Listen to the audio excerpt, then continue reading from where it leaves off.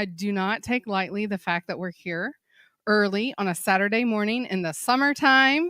So thank you so much for that. Whatever we share here today, I hope that it goes on to multiply positively in your life and the life of the people that you influence. All right.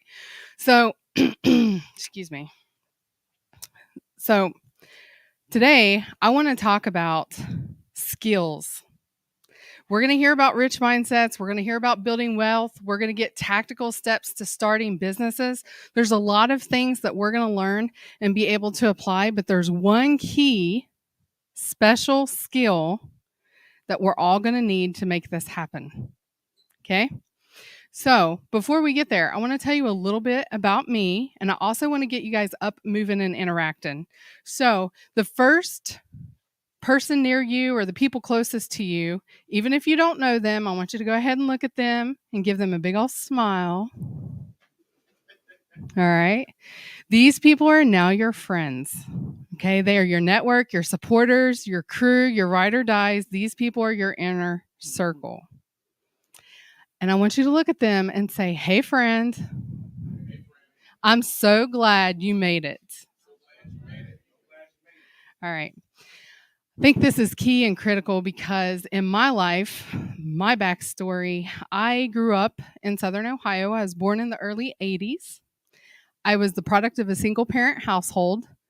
My parent was very busy, but very distracted and basically doing anything and everything but parenting. By the time I was 6, I was in 7 different foster homes. I've been through sexual abuse, verbal abuse, physical abuse, mental abuse. And not just by my parent, multiple family members and community members. For 20 years, my first 20 years, this is how I lived. Try not to cry. So it was hard growing up, you guys, for me in my circumstances. It was hard. I had no ounce of self-esteem, self-confidence. I was awkward. I was nerdy. In fact, at school, from grade school till high school, I was picked on all the time. I didn't know how to dress. I didn't know how to talk. I literally got made fun of by my best friend. I found out years later, and her mother, they would talk about me behind my back, making fun of me because I talked funny. I fixed, by the way, or at least I think I did. Still talk funny, let me know. But I also didn't know how to dress. I didn't know how to wear makeup. I just didn't know how to be a sociable person, if I'm being honest. Compliments that my family would often make for me, the 2 that I remember the most. The first one, she's so pretty. She's got long hair. She's got beautiful skin, beautiful teeth. She's just so damn fat. The second one, she's so smart. She just made the honor roll. She just made a scholarship. She passed this test, but she's just so fat. Who would want her? This is how I was introduced to strangers by my own family. Boyfriends, potential friends, other people's parents. This is how I was introduced and talked about. In 1999, when I graduated high school, the one thing that I started to realize is that I was smart. I had the opportunity to earn a scholarship. It only paid for a 2-year degree in Huntington, West Virginia at a little community college. But it was the first break that I had to conceive the idea that I didn't have to continue to live in this kind of an environment. Later in 2004, I received another opportunity that changed my life. I was offered a 2-year contract to go work in the Virgin Islands on St. Croix. All I had to do was just leave everything and everyone behind, literally take my clothes and leave. Sounds like an easy decision, doesn't it? I wish that was true. It was not. So I'm going to get everybody up. We're going to vote. Go to the left, team go. Go to the right, team no. Do you think I went or do you think I said no? Pick a side. Choose now. It's okay. Take your time.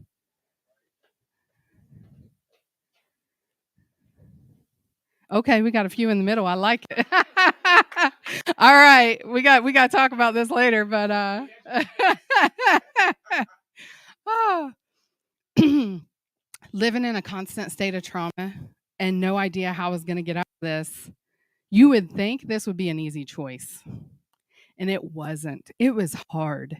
It was hard thinking that I was going to leave everyone and everything behind because remember, by this time, I already had that 2-year degree. So things had kind of started getting a little bit better. However, I did go. I had 1 week to make the decision. So, team go. You guys just won. You now have bragging rights. Team in the middle. We got to talk later. And team no. Sorry. You guys can sit down. Really, you can sit down. The reason why I bring this up, though, is because that was a life-changing event for me. And so many times we're running away from something instead of running to something. But I did it. I got on 3 planes, 17 miles later. I knew one person on this island, one person, and that person was scheduled to leave a month after I arrived. That's it. I had no person I knew. All right. So that's my personal story. Has anybody figured out the one skill that we need to be successful in anything in life? Ooh, I like it all. Believe, communication. Anybody else? Love yourself. Ooh, you're getting close. Confidence. Confidence. Michelle Obama said this best, actually. Her quote is my favorite quote. She says, "Your success will be determined by your own confidence and fortitude." What does that actually mean? I mean, on the surface, we kind of get this, right? Like confidence, okay. Confidence, the definition of this truly is belief in yourself, belief in your own ability. You can rely on yourself. Fortitude means confidence in the face of pain and adversity. So the number one skill that we need to be successful, changing our mindset, building a business, changing our day job, taking a promotion, whatever success looks like for you is confidence. Sounds easy, right? All right, everybody go have confidence. We're done today. All right. We're going to segue this into the business and entrepreneurial mindset. There are 7 key areas of confidence that you're going to need if you're going to get your dream off the ground, if you're going to start investing, if you're just going to change the demographics of how you live. The first one is identity. You have to be confident in who you are and own all of it, the good and the ugly, the best and the bad. You have to own it all. And you have to be comfortable in what you're called to do. Do you know your purpose? Do you know what you're here for? We all have an assignment. I truly believe that. This, I feel like, is my assignment. This particular message today of confidence is something somebody here needs to hear. And maybe it's for me, because I'll tell you, I got some good advice from a friend this week. She's like, Teresa, I'm going to level with you. I'm just going to level with you right now. Sometimes you don't always come across confident. You just need to show up, show out, and just let it stand. And I was like, oh, I needed to hear that today. So the second area that we need confidence in is fear. You have to be confident to face the fear. And no matter what happens, know that you're still going to stand. It might hurt, might burn, might be uncomfortable, but face the fear. So can I ask you, what fear are you running from today? Some people actually fear success. Some people fear having too much money. I hear this a lot in the Christian community. Wow, I don't need all that stuff. I'm just here for Jesus. That's great. But if Jesus wants to give you all that stuff, don't throw it back at him. Money is a tool. Money is a tool, people. The third area that we need confidence in is risk. Take risks. As you switch jobs, take promotions, start businesses, do investments, change your financial structure, again, whatever that looks like for you, there's going to be risk involved. You might be faced with decisions of letting go of chief of staffs, personnel issues. When do I invest to expand? Do I rebrand? What is my marketing strategy? All that stuff is risky because it comes at a cost and it can cost you your audience. But you have to do your homework and take the risk. Not all risks are bad. I have a 2-minute risk assessment model. You can use this today. Most people walk around and say, what is the worst that can happen? But they forget to say, what is the best that can happen? I need you to weigh those two answers together.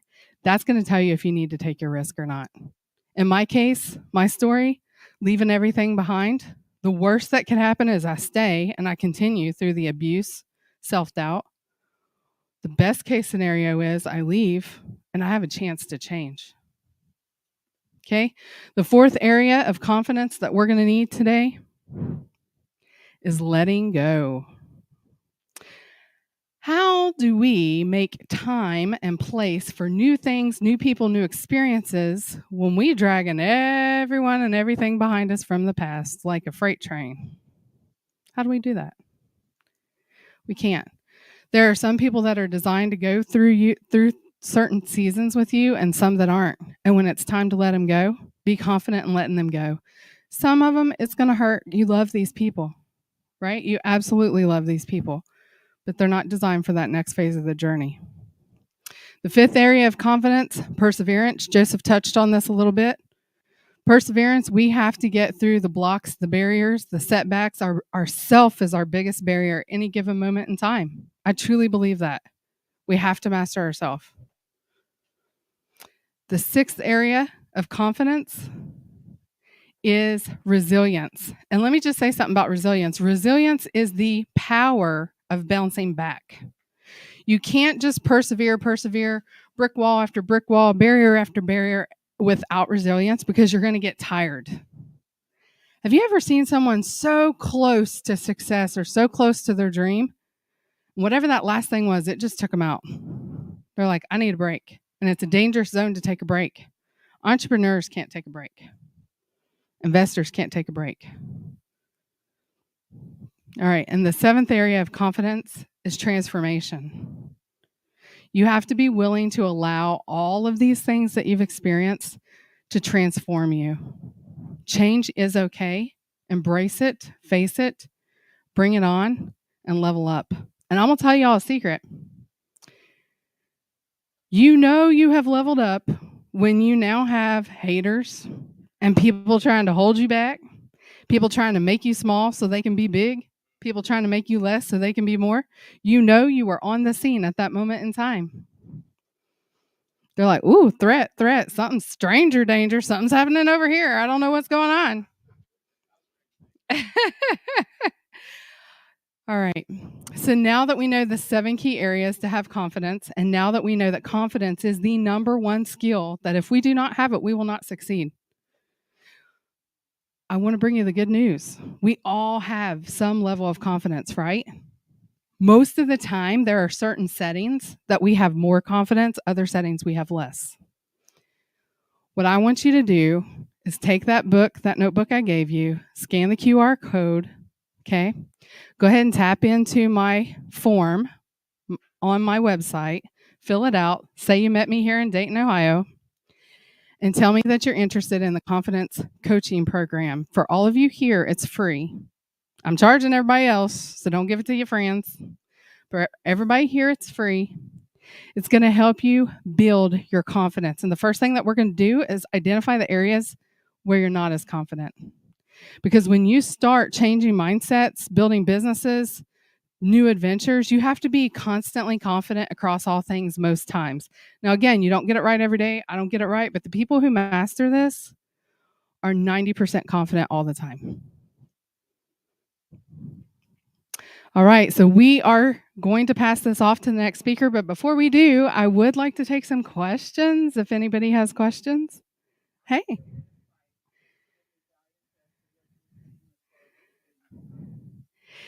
There should be a contact form at the top. There's a link. There's only 3 links at the top. There should be a contact. Maybe the don't miss out. I might have coded that for you guys. Thank you for asking that question. Don't let me get away. If it doesn't work for you, I will make sure it works, or I'll just take your name down manually. All right. Anybody else have questions?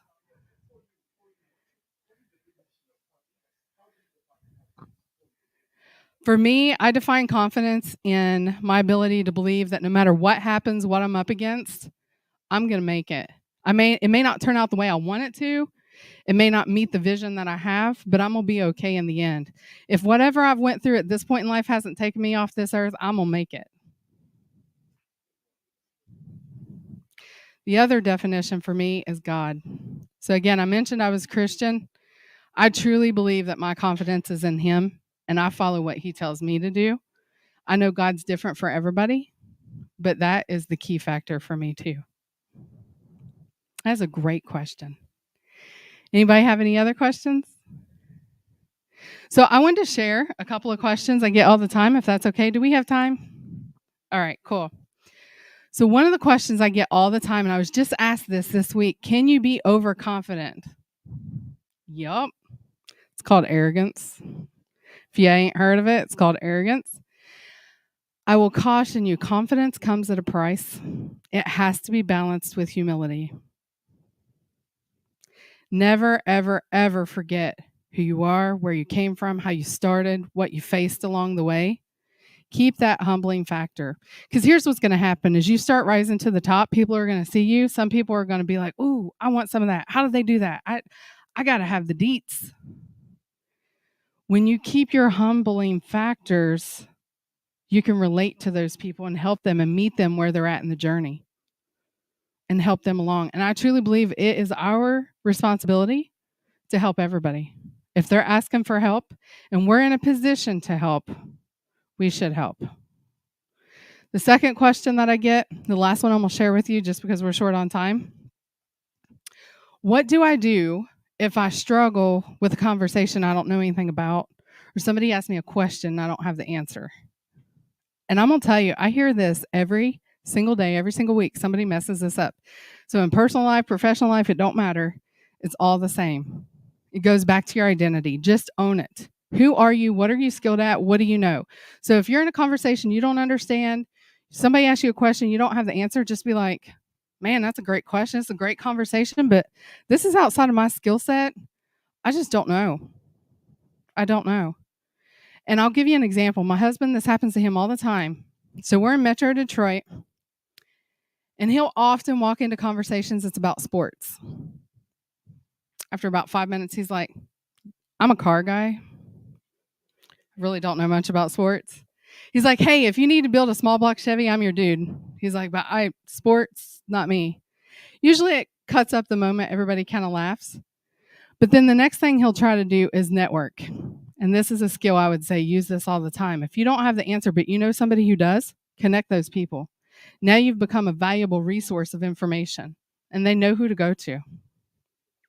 So again, I am Teresa Gray. I am your global confidence expert. My role here today is to help you remember that you are worthy, you are loved, you have confidence. We just need to build it and strengthen it across all levels of life.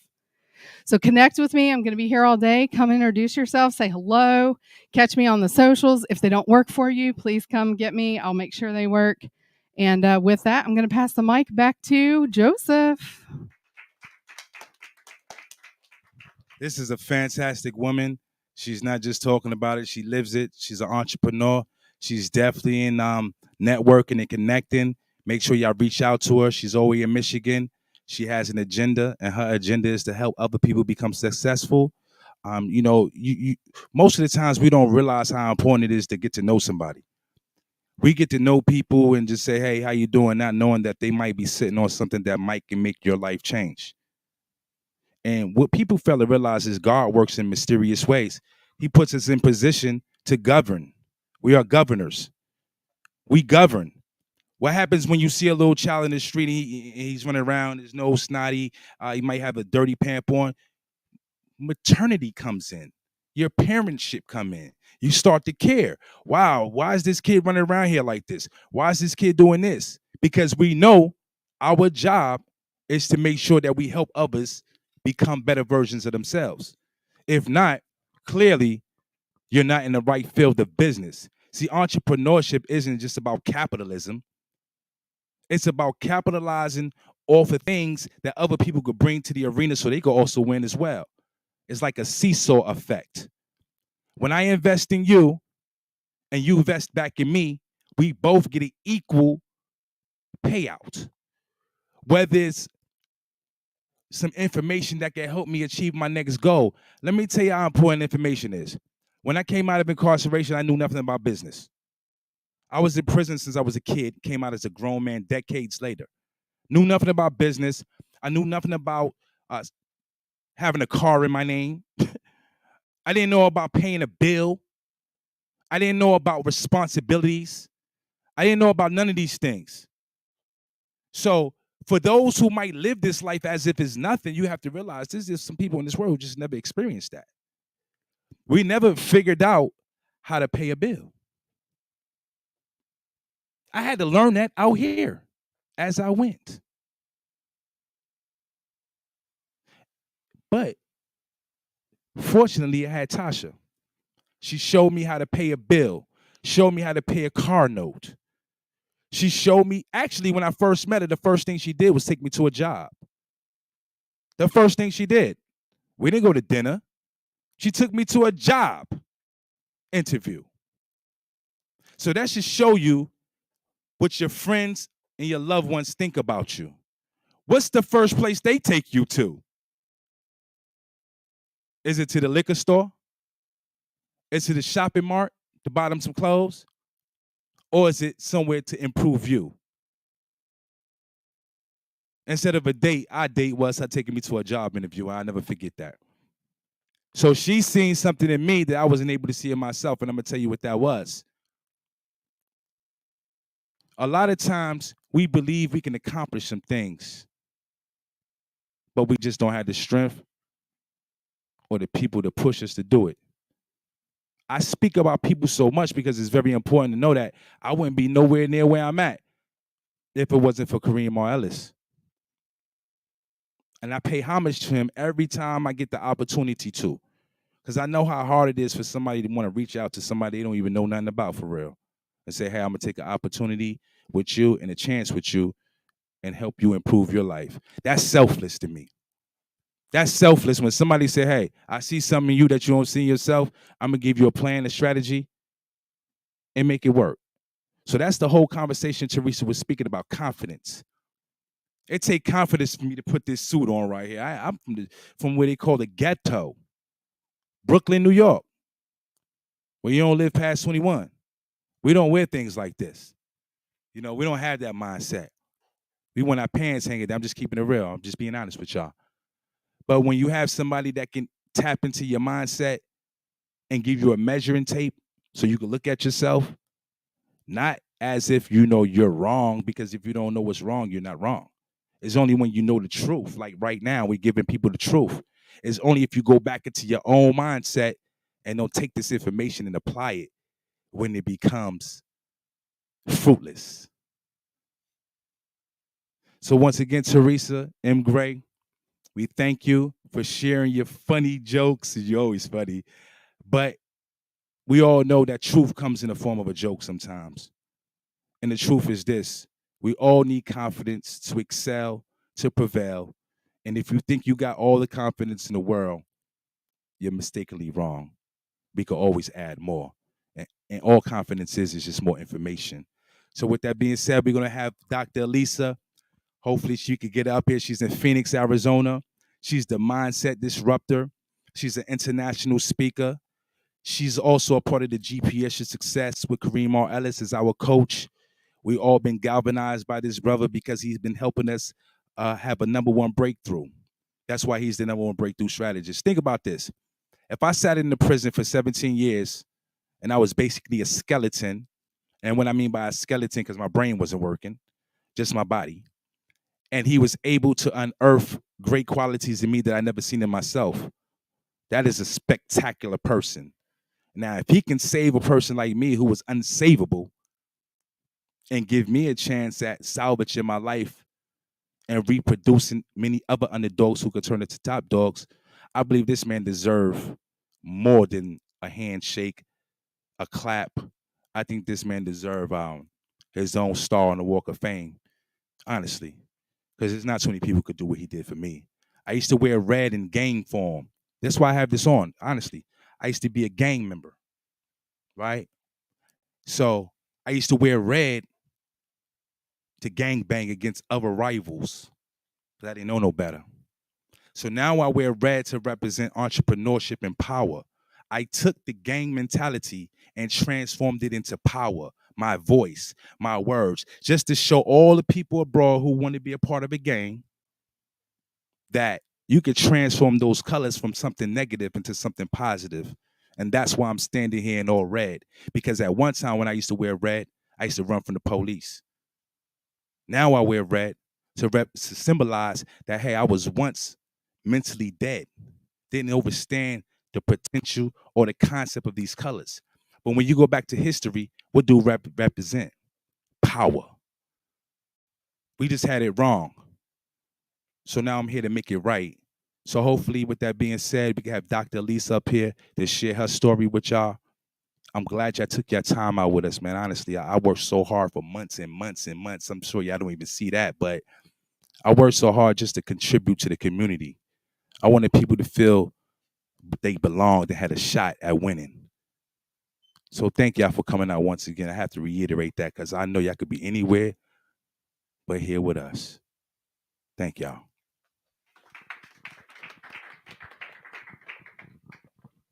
We're trying to get Doctor up here for y'all now. She's been getting in and out. It's been a crazy day today, y'all. Please work with us and understand that Murphy's Law. Whatever could go wrong will go wrong. Oh, there go Dr. Lisa right there.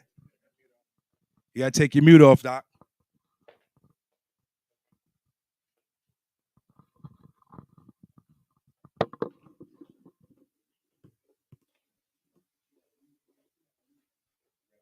On Amazon Music. Good morning. Good morning. Oh, I hope you guys are on your feet and ready to take off. I can't see you, but I know you can see me and you can hear me. Wait for it.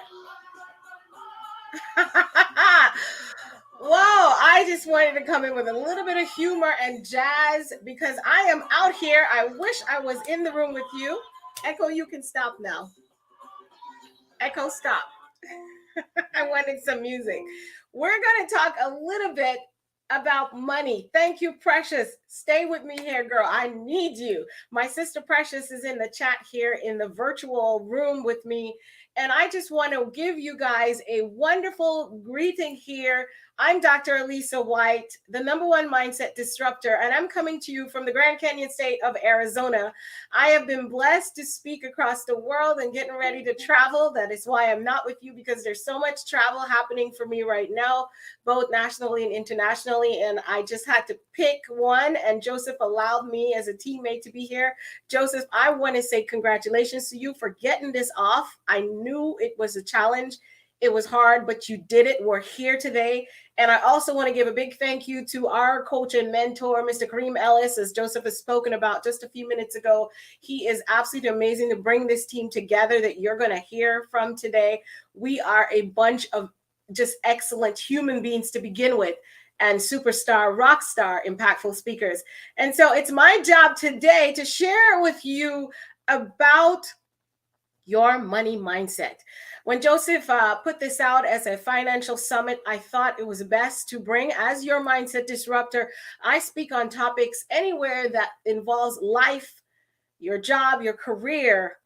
And yes, that all includes money. And so I want to ask you a question today as you hear me to think about, what is your money story? I want to ask you, if did you know that there is a money story that you've developed for yourself? And it could be the thing that is blocking you from living the life of your dreams. You see why they say money is the root of all evil, which is technically incorrect. The Bible said, the good book, if you don't believe the Bible, I know you've heard the term, that the love of money is the root of all evil. Well, I want us to start off this morning with the conversation I'm having with you to think differently. I want you to think that money is the root of all awesomeness. And why am I saying that? Because money does not buy us happiness, it does not buy us peace, and it does not buy us joy, and it definitely does not buy us abundance. But money does help us to get and create options for ourselves. which in turn leads to abundance. So, money is one important tool that we use to create the life we want. And so, why don't we have enough of it? Is it because we are unfavorably disadvantaged? Or, well, maybe, there's money for some people, but for me, coming from the poor family that I did, maybe not so much. It'd be great if I could just pay my bills and take a vacation once or twice a year, right? Have you heard that in your head? Or have you said, as long as I can get up and go to work every day, I'll have the money I need? Or, you know what? If they would just give us some money from the rich people, it'll be great, because then money will be equal for all of us. You know what? Maybe I don't want to get too much money. I just want to be okay. Maybe a six-figure income will be great for me and my little family, because if you get too much money, you might end up in a space where I don't want to be like an idiot. I don't want to be one of those rich people with a bad attitude. Well, here's the thing. Those are all limiting beliefs that many of us has set around money. And I always say that the issue we might be having with accumulating wealth and creating the life and abundant way of being in the world might be the struggle that's between our ear. And that, for me and our friends, is the mindset based on the money stories that we create for ourselves. Here's one thing. I could tell you a lot of wild money stories that I got, because I'm still working on it. I have not perfected the art of having the perfect mindset, my dear friends, around money. I often catch myself slipping, but you know what? The awareness of it is what has really been life transforming for me, and the way I work and think and I am with and about money. And so, as we walk through a bit of what I'm going to talk with you about today, my goal for you is to stop and think about what you're telling yourself about money. I want you, at the end of this presentation, at the end of this conversation, to have something to walk away with that have you question all the things that you have built up in your head about money. And I want you to be able to check and see, is that a block? And I want you to open up the door of your mind and move in the direction of where you're not struggling with just a little bit. You're not struggling the way you have been with money. As I said, I believe the biggest issue with our limitations of reaching where we want to go and accumulating wealth has been stuck between our ears. Many of you might have heard about the book Think and Grow Rich by Napoleon Hill, one of my favorites, and also The Science of Getting Rich. Why did he say think and not do? It's because, my friends, like I said, it's between our ears. So when I was a young child, surprise to many people, when they hear the accent, they try to figure out, where in the world are you from? I mean, one time I'm getting a little British jive, and sometimes you sound like Brianan, which means I might be from the Caribbean. Well, I was born and raised in Guyana, South America. I was born to a young couple who got married at age 19 and 20. And I was their very first child. They were a young couple who came from my parents. Mom died at 4, and his dad walked out at 9 years old. If you're paying keen attention, I'm giving you some key details about my story, a little bit about my journey, so you can see where my money story kind of came from. So when we think of these two young people who has not accumulated wealth, they have struggled just to even grow up themselves. They have their first child. The struggle is kind of real, right? They're newlyweds, and within the 9 months, they got a baby girl. Oh my gosh, that's me. And so I'm growing up with my dad in the military far away, and my mom was told by my dad, you cannot work. Nope, you're not going to work. So she has all her credentials and certification to work, so she's not working.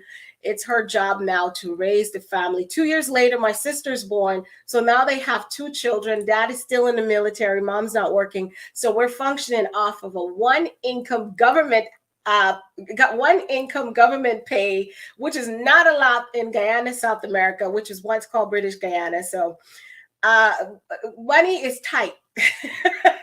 The way I saw my mom is that my dad gave her a certain amount of money every day, which is very little. And she would buy fresh vegetables and sometimes meat to cook that meal of the day. She'll have the staples, which they bought monthly. But I have this vision in my head of my dad just giving out these 20s daily to my mom. And by the time I was about 9 years old, the story I told myself is I don't want to get married. I don't want to have someone be responsible for what I buy and how much of it I buy. And really, I don't like this look. When we needed certain things, Dad said, "Oh no, he was the controller of everything money." Well, my parents got divorced around when I was about age 15, 16, after I suffered a major head injury in the form of domestic violence. And you can hear more of that story because that's not the basis of it. But coming through that, my parents end up divorced. Again, now I'm about 17 years old. I'm getting out of high school, and it's my mom who has not worked a day in her life because she was a stay at home mom, wife, and mother. And she had someone who was divvying out her lot of what money looks like for her. I don't want anything to do with that. My money story became, and I want you to listen to me carefully because then maybe you'll be able to see a pattern. My money story became number one, I'm not getting married and no one's going to control my money. Number two, I was like, I got to work so hard because if I don't, then I'm going to be dependent on a dude that's handing out money when he feels like and not giving my kids money.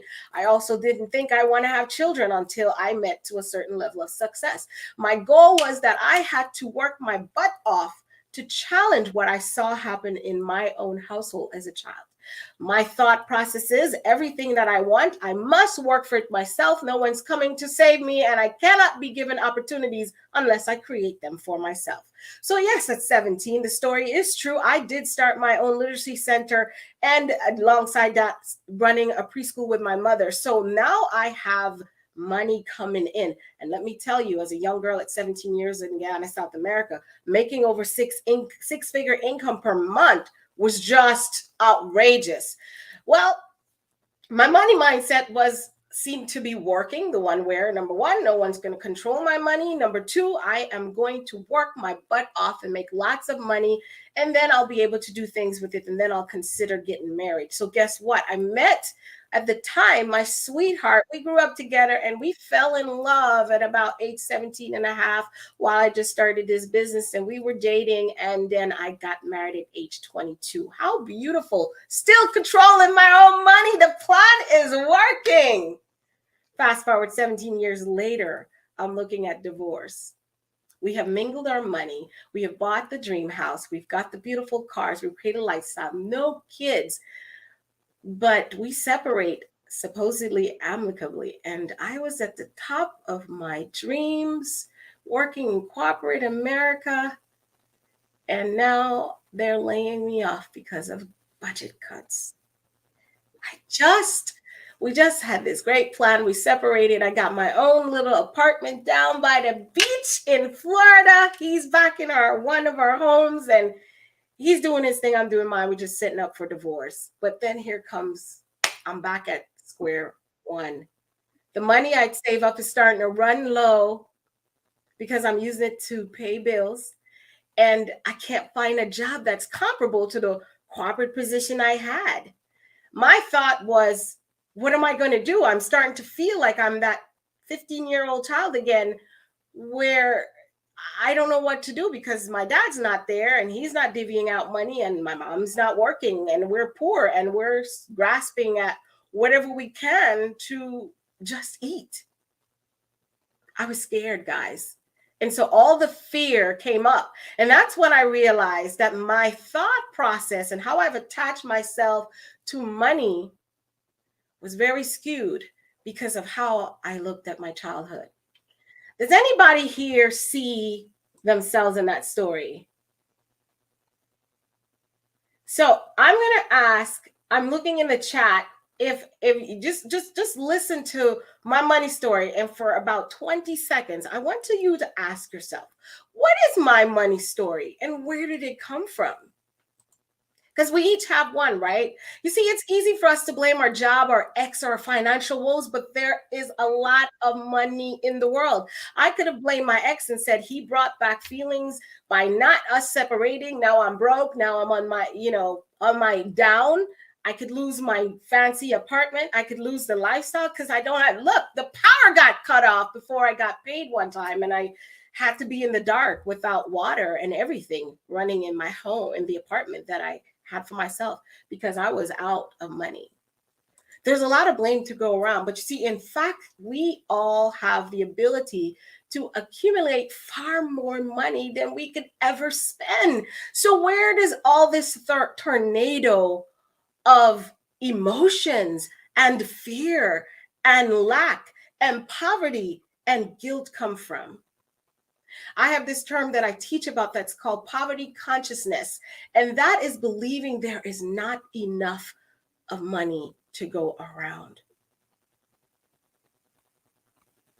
Does anyone think that? I shared a few examples. And then there's the guilt of money, where you're feeling unworthy and undeserving to receive money. See, I struggled with that a bit. If you heard in my story, I thought that no one was going to open up doors for me. I had to do it all myself. I had the guilt that receiving money means I had to work my butt off. The next one is fear. I talk about three main ones. That's poverty, guilt, and fear. And fear of money is believing bad things happen when you do get more of that money. So I want you to think about, where is your money story? Where did you get it from, and where you are going with it? And why is it creating blocks for you? Is it the fear of money, where you're thinking that, everything that you need, you have to earn it? Or is it the guilt of money? Has anyone been told when they were a child that, eat everything on your plate, there's starving children in Africa? Did you know that possibly created guilt for you?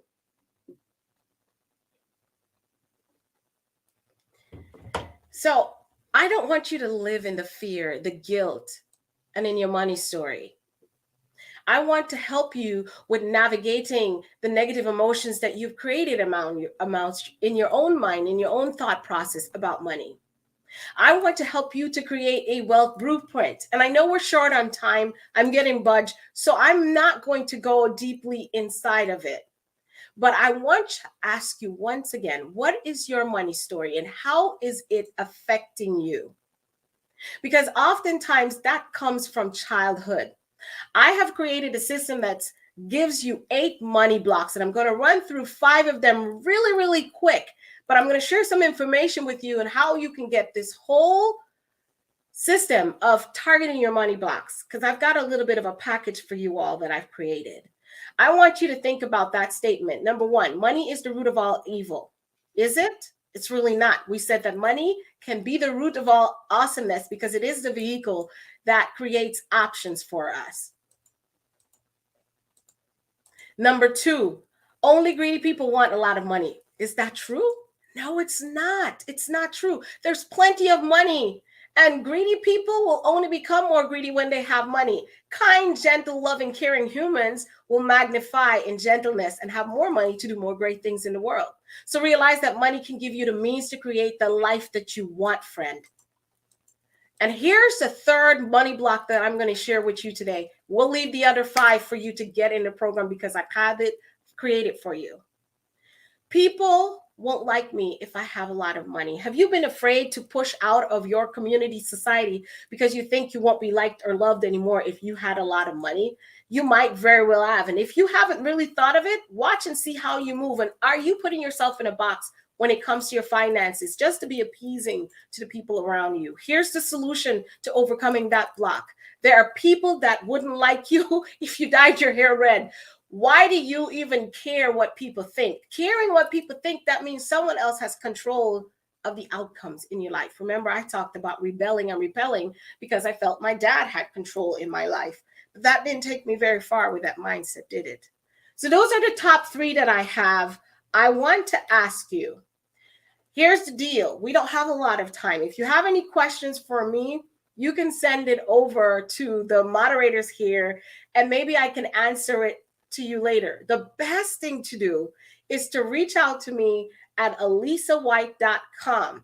I have created a program that's called a New Money Mindset. And this journal right here is a journal to go with that program. We're getting ready to kickstart the New Money Mindset Mastermind here in a couple of months. We are doing open registration.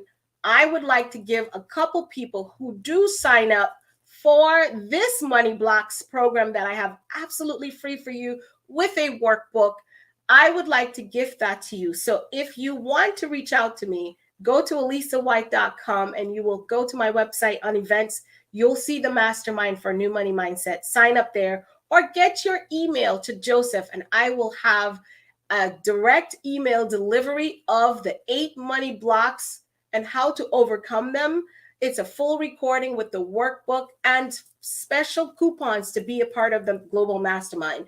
Listen, my name is Dr. Elisa Whyte, the #1 mindset disruptor. It has been an honor and a privilege to share with you these today. I want to wish you love, light, peace, and blessings. Remember that your mindset truly matters. Thank you so much for listening to me this morning. Dr. Alisa right there, y'all. That's Dr. Alisa. She's a fantastic woman. I had the pleasure of meeting her. She told me so many different things. I attended her money block classes, and it taught me a lot about banking. It taught me a lot about credit. I didn't know credit was that important until I met Dr. Alisa, y'all. But we're going to get straight to it. We have a special young lady here who's been pushing her whole visual entrepreneurship to the forefront. We have Brianan Ellis. She's fantastic, all the way from Cincinnati. Her story will shed so much light on young ladies in this day and time based on confidence, because who would think such a beautiful young lady, as y'all can see, will ever have an issue with confidence or have an issue with just developing her own self as a woman, being an individual. And I learned from her by watching her and observing her that she is a voice. She has a voice for a lot of young women, and that's very important. Because as we know, a lot of our young ladies out here doing all types of stuff. We need representatives like her, people who stand up, are entrepreneur. She's a boss in every sense of the word. This is Black's excellence. Come on, Brianna. Good morning. How's everyone doing today? Oh, I know we can do better than that. We have too many good-looking people here. I'm going to need a little bit more energy today. Good morning. How are you doing today? That's what I'm talking about. I'm going to step away just for a quick moment so I can borrow this chair.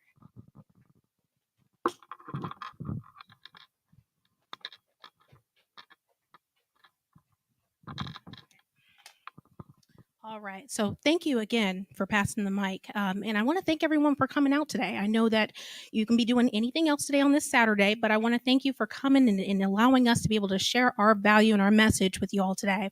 So my name is Brianna Ellis. And before I dive into my message today, I do need us to participate in this. So I'm going to ask you guys to assist me on this whole story here. But I really want to share with you guys a few tips on how to overcome your limited self-beliefs. All right. And there is a story that I came across a couple months ago. I read an article on Google that was specifically talking about how everyone in the world suffers and deals with weaknesses. Now, how many of you people here believe that you know what your weakness is? Your personal weaknesses. Okay, there's a couple people, hands raised. Okay, cool. So I want to go around the room and just ask a few people what that weakness is. Ma'am, can you share with us what your weakness is? Confidence. Okay. I can understand that. I've struggled with confidence as well. Did you have your hands raised, sir? No, not you. Okay. Who else had a weakness? I'm going to pick on Joseph. Joseph, what was your weakness?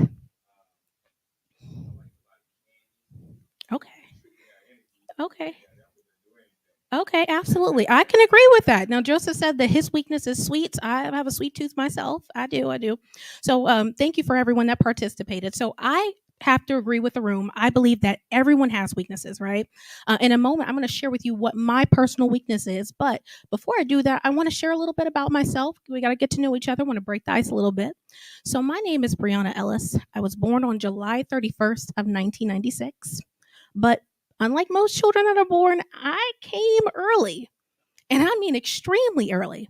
I was born 2 months premature, weighing 3 pounds and 3 ounces, but later dropping the 3 ounces. So I was 3 pounds exact.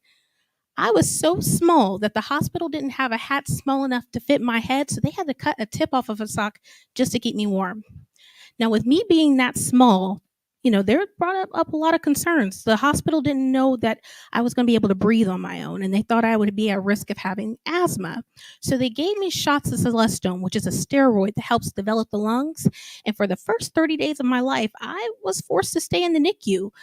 They wanted to monitor my health and make sure that I was going to be okay. And during that time, I was also in the NICU. There was a set of preemie twins, and one of the twins passed away due to them being premature. So I'm sure you can imagine the amount of fear that hit my family at that moment. The first 30 days of my life was absolutely crucial because no one knew if I was going to be strong enough to make it. Fast forward the first 30 days, I finally made it home. 2 things were apparent. 1, I was definitely strong enough to make it. And 2, I had a strong love for art. Growing up as a child, you can give me the option to sit down and watch cartoons, or you can give me the option to draw. And I would gravitate towards art each and every time.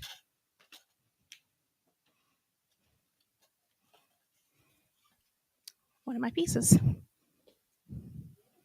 Now, I like to do a bunch of different art pieces, but this is an oil painting piece that I made.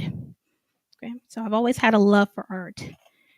Now, growing up, for all intents and purposes, I was a normal child. I mean, the hospital did tell my parents, hey, be mindful and monitor, certain health risks because she's a preemie. She may have problems breathing and may even result in having asthma. But wouldn't you know it, I was a normal child. My family looked at me like I was a normal child. Everything seemed fine. I was happy. I was healthy. I excelled kindergarten, first grade. But by the time we hit second grade, that's when we started to notice there was an issue. It seemed like no matter how hard I tried to focus in the classroom, I struggled. And even being in the classroom and me trying to pay attention to assignments and take care of my work, I just struggled. And I remember one time the teacher told me to come up to the desk, and I was working on an assignment. And she told me, Brianna, you got this question here. You got it right, but you also got it wrong. Now, I got a question for the room. How do you get everything right and everything wrong? We're going to do a little bit of math here real quick.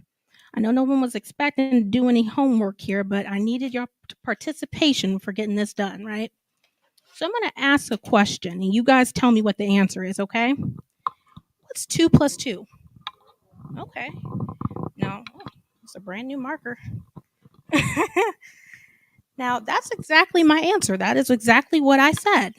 But the problem is that instead of writing it the normal way of how people would write it, I wrote it like this. So, I got it right, but, it was kind of wrong. I understand. So I'm going to ask you one more. What's 3 plus 3? Okay, yeah, I did that. I had it right. But I kind of wrote it kind of different. 3 plus 3 equals 6. 2 plus 2 equals 4. 50% right, 50% wrong, right at the same time, wrong at the same time.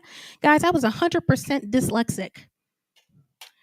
Due to me being premature, statistics shows that babies that are born premature have a higher risk of having a learning disability, right? Now, remember, everyone thought I was fine. I looked like a normal child. I felt like a normal child. There was nothing on the physical sense that made me look or stand out in a bad way. But because I was premature, the disability was starting to manifest at an early stage, right? So at that time, I struggled. I did my best to hide my disability. And I tried my best to focus on the assignments and work through it, but I got so discouraged and so disappointed that I just stopped turning in homework. And, I remember at that time I was being sneaky. I thought I could get away with it, thought, no one was going to know anything. But eventually the teachers got on. So then they called home, and that wasn't a good idea because eventually, my parents got on me about that. And I bet you're wondering, why in the world weren't you doing your homework? Well, when when the teachers found out that I had an IEP, when they found out that I had a learning disability, they put me in a program in school called an IEP. And that basically is a program that allows children to have additional time to work on assignments.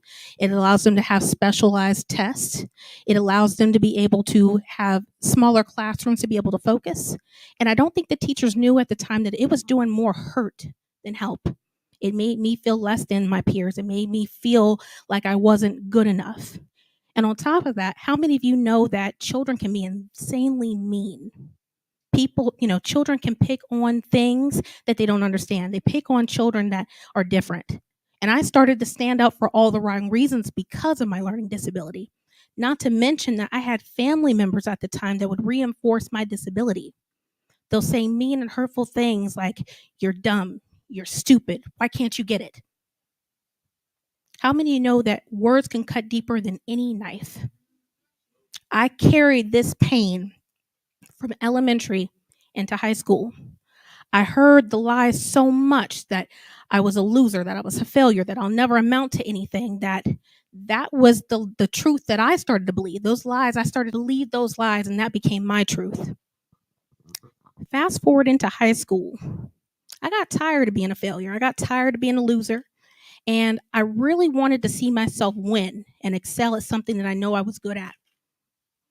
And I came across this school that is for gifted children. There's a school in downtown Cincinnati called the School for Creative and Performing Arts.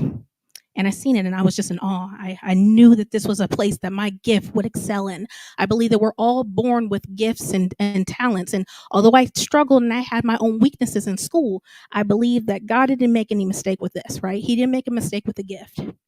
So I remember at the time I snuck behind my parents' back and I applied for the school. I just wanted to see what would happen. I just wanted to kind of go out there in good faith. And I remember I called the school and they gave me an application to apply to the school because you have to audition to get in the school. Well, when they found out, they were upset, but they backed me on it. They did. And I auditioned for the school and I thought I had it in the bag, right? I just knew that I'm going to make it. I knew off of my art that I was going to make it into the school. But the problem is that schools don't dictate off of the gift. They dictate off of your grades. And remember, because of my learning disability, I struggled my whole life with the grades. How many of you guys here wanted something so bad and you thought you were so close to touching that dream and it got ripped away from you? How many of you, you could have easily got to the point where you throw in the towel, you give up. This just wasn't meant for me. I got to that point. I got so excited. I was bragging to all the students and stuff in my school, telling them, "Oh, I'm not going to be here next year. I'm going to this school." And when they told me you didn't get accepted, that crushed my soul. I remember asking my parents, can I just, move to a different school district? I didn't want to face my fears and face the bullies that I grew up with and have to hear what they had to say about me. My parents didn't allow me to run from my fears. And I had to go back to that school and I had to overcome the negative obstacles, the struggles, the setbacks. I went back to that school and I was able to not only get my grades high enough to where I was able to get out of the learning disability classes for the IEP, I re-auditioned for the school and I got accepted the next following year. So before I leave you guys, I do want to hit on 3 principles, 3 teachables that I want you guys to leave here today. Number 1, control your limiting beliefs. Your thoughts create results. Your thoughts create results. I saw myself as a failure growing up. And how many of you know that words and thoughts are absolutely powerful, right? You keep telling yourself you're a loser, you're never going to amount to anything, you're not going to be able to conquer your goals and your dreams. Eventually, you tell yourself that lie so many times, you start to believe it. Now, no one crawls out of the room and wants to be a failure. No one wants to be a loser. I didn't come out my mother's room and say I wanted to be a failure, right? I heard it so many times that I believed it was true. It took me changing my mindset in order for me to go to that school. And in order for me to be able to go back and to start at ground zero and to be able to pursue the things that I really wanted, I had to change my mindset. Despite the things that people were telling me, despite what the school system told me, I knew that deep down I was a winner. And sometimes you have to put yourself in the right environment in order for you to win. Number 2, learn how to play with the cards that you were dealt. Are you focused on your strengths or your weaknesses? Just because I was born with this disability, that didn't define who I was, right? So many of us put up or have to deal with things that we didn't ask for, right? There's people that's dealing with cancer. There's people that are missing limbs. There's people that have physical disabilities that you can see.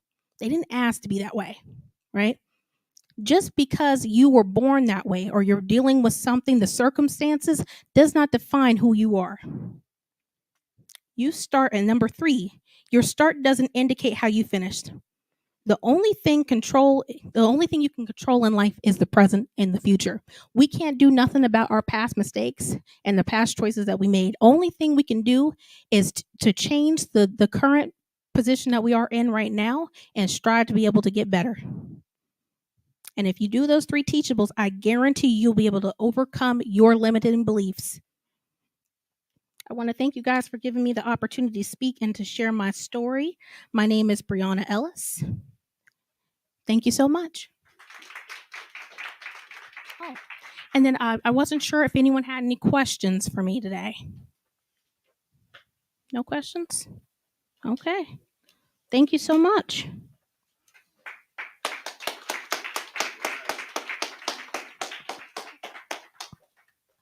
Thank you, Bree.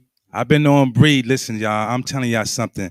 Her artwork, y'all ain't really seeing what she just showed y'all.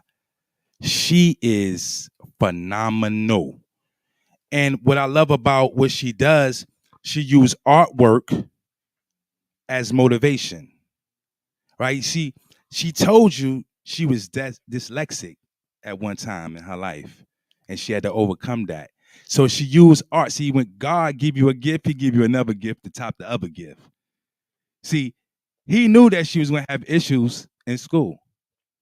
So he gave us something that is unmatched. I can't do what she could do. I don't know if y'all did it. She done did things for Cardi B. She done did all types, Offset, all types of stuff. She's fantastic. And she turned it into a business. And now she's turned that business into a confidence camp for young ladies. She ain't tell y'all that part, right? But I'm here to tell y'all. I'm here to tell y'all and testify to the fact that this young lady is fantastic. But she come from a strong bloodline. She come from a strong bloodline. For those who don't know, this is her father, KARIM Ellis. Isn't it a pleasure to see your child become when you watch them struggle and then you see them become? So for the young ladies that's in this world, there's people like this who are important because she's been stereotyped, bullied, all of that, and she overcame. So I thank you, Brianna, for sharing that story because I know it wasn't easy to be able to spell numbers backwards. I never seen that in my life. She made spelling numbers backwards look like graffiti. Now I understand why you accepted that. You created your own style, right? You had your own hieroglyphic. I got you, girl. Now look what it became. You are who you are. With that being said, I want to introduce Jay Burton to the stage. He's going to be brief. This man has been incarcerated for 33 years of his life, y'all. Did y'all hear me?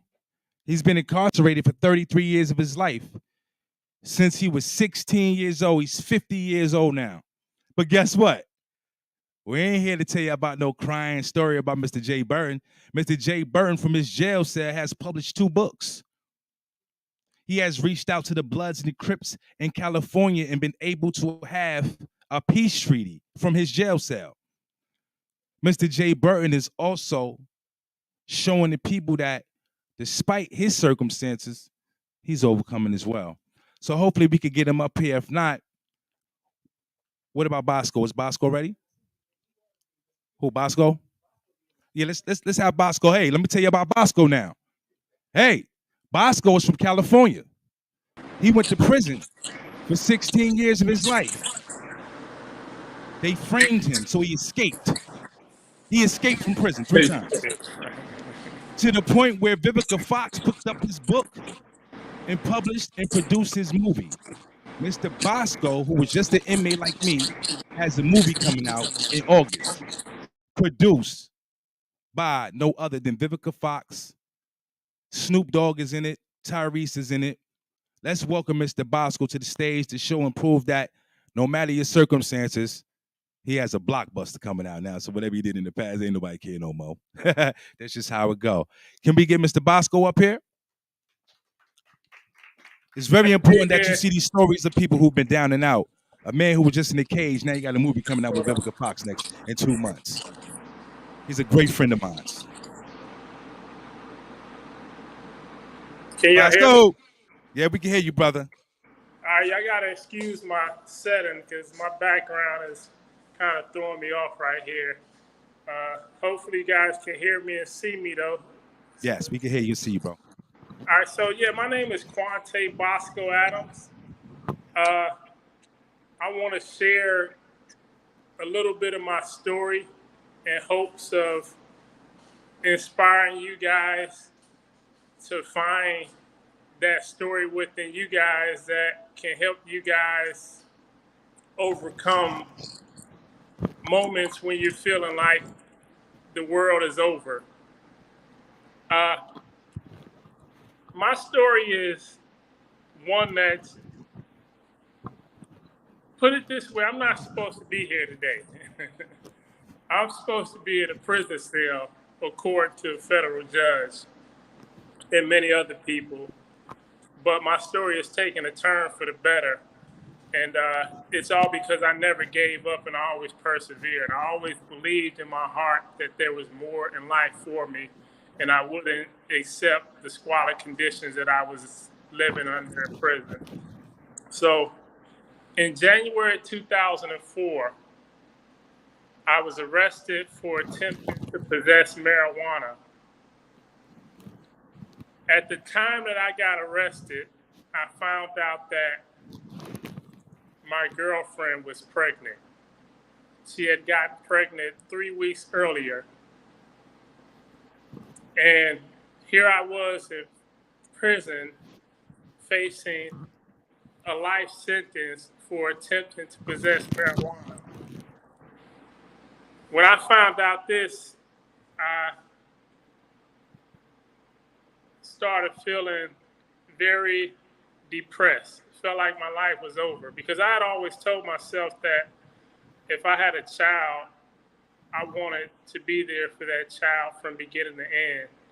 I grew up without my father, and I never wanted to bring another child in this world and not be there the way that my father was not there for me. So one day I was looking out the window and I decided that I wanted to break out of prison. That was the only way that I was going to get there, to be there for my daughter's birth. And under no circumstances was I going to sit around in prison and let my daughter be born into this world and me not try to be there as I had always told myself I wanted to be. So I attempted to escape, smuggled a hacksaw blade aside of the prison, cut the bar out of a window, and brought another prisoner along with me. The other prisoner ended up snitching on us and we got caught. We were thrown in solitary confinement. So when I was in solitary confinement, I decided to escape again.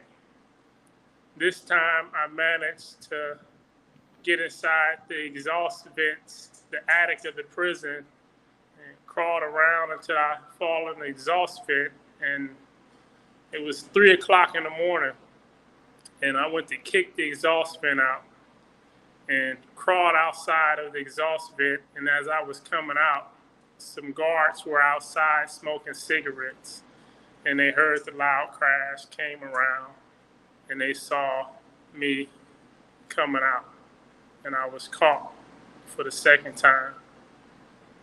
After this, the United States Marshals declared me an extreme escape risk. So they took me from that prison, transferred me to a maximum security prison, where they locked me inside of a cell 24 hours a day. And inside of this cell, they had a camera where they would watch me around the clock to make sure that I didn't try to escape again. So from that cell right there in that prison, I actually escaped. I pulled off one of the most ingenious prison breaks in the United States history.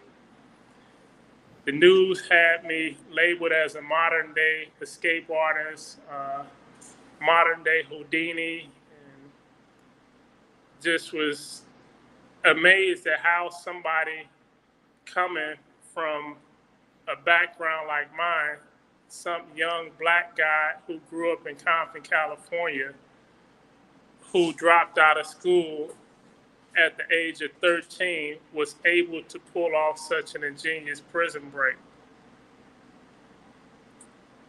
I was later caught, and when I was captured and placed in Supermax, the National Geographic Channel reached out to me. They wanted to make a documentary about that particular prison break. So in 2010, they aired all around the world in 36 different languages a documentary entitled Breakout, which detailed how I actually escaped from that prison. And one thing they did in the documentary was they touched on my roots, where I came from, how I grew up. And so people all around the world, they were amazed. They kept wondering, how could somebody who come from such conditions have such intellect? And so I started getting tons of fan mail from people all around the world. They just kept asking me all type of questions. They wanted to know how I grew up, what was my IQ and different things like that. But one thing that I kept hearing from everybody was that I was smart. Everybody kept saying that I was smart. And this was the first time in my life anybody had ever said that I was smart. I'd been praised for selling drugs. I'd been praised for being a gang member. I had been, admired for doing so many stupid things that didn't require intellect. But nobody had ever in my life said that I was smart. So this was the first time that I was being admired for having some type of intellect. And it was coming from people who were often intelligent themselves, so it meant a lot. So when I kept hearing those words that I was smart, and I was locked inside of that cell with nothing but my mind to think and to reflect on everything that has been said to me and how my life has been, I started to believe them.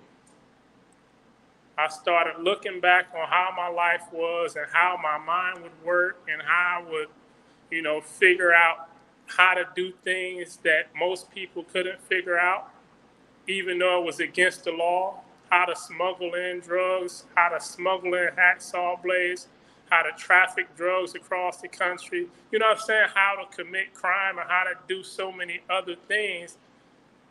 I realized that I was smart. I was just applying it to the wrong area. I wasn't using it in a way that was productive. So I was constantly failing. And at that point, I realized that I had a talent. I had a gift that was given from God. And that the only reason I was in prison was because I was not utilizing that gift in a way that it was meant for me to utilize. And that I had been placed in prison in order to realize that. And once I figured that out and realized that I had a gift and that that gift was not for me, it was for humanity, then things began to change for me. And so from there, to answer everybody's questions, I wrote a book. I would spend 10, 12 hours a day writing. I never wrote in my life. Didn't know anything about writing. You know what I'm saying? You couldn't, before you couldn't pay me $1 million to write a book. But I felt at the moment that I had to write the book because I had to share my story. I had to speak up for the other little young black guys who were following the same path as I did. I had to share with the world who we are and how we become the people that we are. So when we're locked in a prison cell, when we're out in the streets and we're doing crazy shit, when we're out there killing each other, when we're destroying each other, I had to explain to the world why that was and to show that we're not a bunch of, kids who lack intellect. All of us are smart in our own right. We just never really had the people there to cultivate that intellect and to let us know and remind us that we are smart, young, intelligent beings. And that with the right opportunities and the right people around us reminding us and cultivating that we can be anything we want to be in life. And so I wrote the book and I gave details about how I grew up in Compton, how my life was in prison, and how I tried to escape, and how that throughout it all, I was searching for something, that I really wanted to be free, that inner intelligent being that was confined within inside me, that was, buried behind these walls that I had built over the years because I felt this void that was, holding me back in life and couldn't figure it out on my own. Those were walls that I had built throughout my life, and that intelligent being within inside was craving, was desiring to be free. So all my life I had been chasing freedom. Before I got locked up in prison, I was chasing freedom. When I was a young kid out there selling drugs, believing that I can make money and, feed myself and feed my family and, get away from the ghetto and escape the things that we saw. I was trying to be free. I was chasing freedom. Long before I was in prison, long before I smuggled hacksaws inside of a prison, long before I scaled down buildings trying to get away from prisons, I was chasing freedom. And so I titled the book Chasing Freedom. But I spelled freedom D-U-M, F-R-E-E-D-U-M, dumb, because I had been chasing it the wrong way. It was inside that cell when I started hearing all these great words about how smart I am that I had actually found freedom. Because freedom is something that you don't find outside. It's something that you find within inside yourself. Freedom is when you find that you have a meaning and purpose in this world and that you have something to offer. And the moment you start striving to fulfill that meaning and purpose, you are free no matter where you are.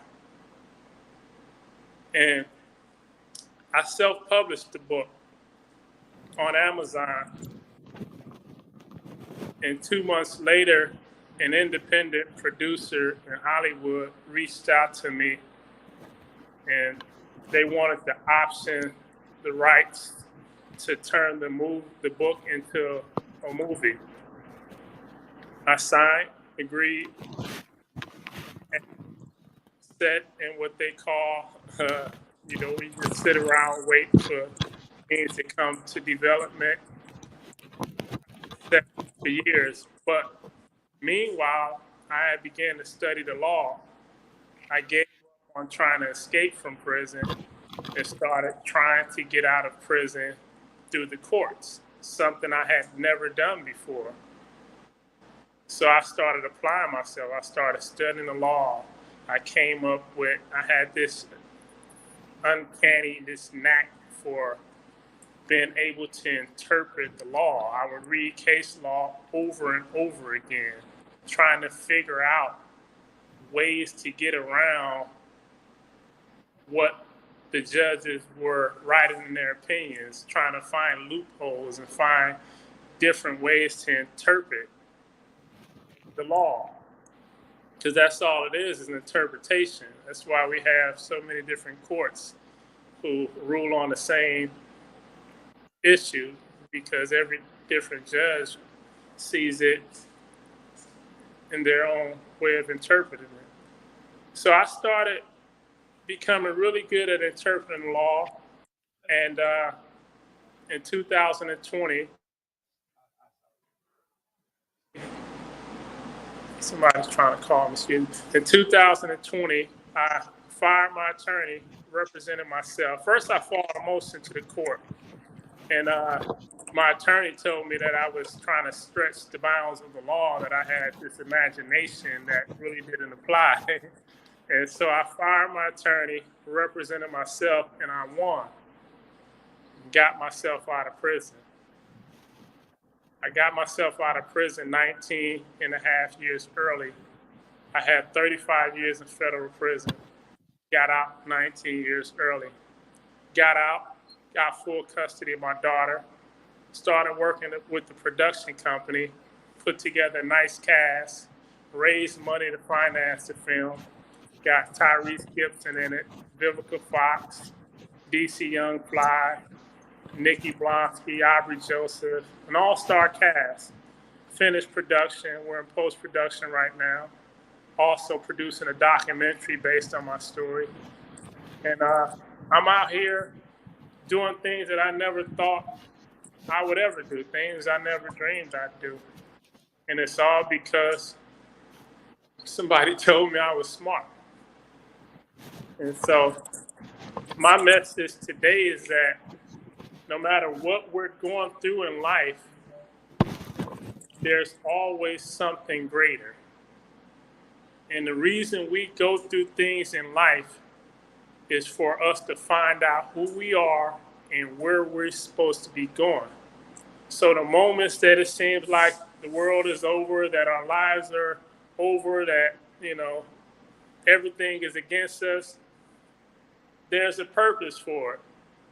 We just have to dig inside and find our own purpose and find a way to utilize and apply our struggle in a way to fulfilling it. Thank you guys for having me. My name is Quante Bosco Adams.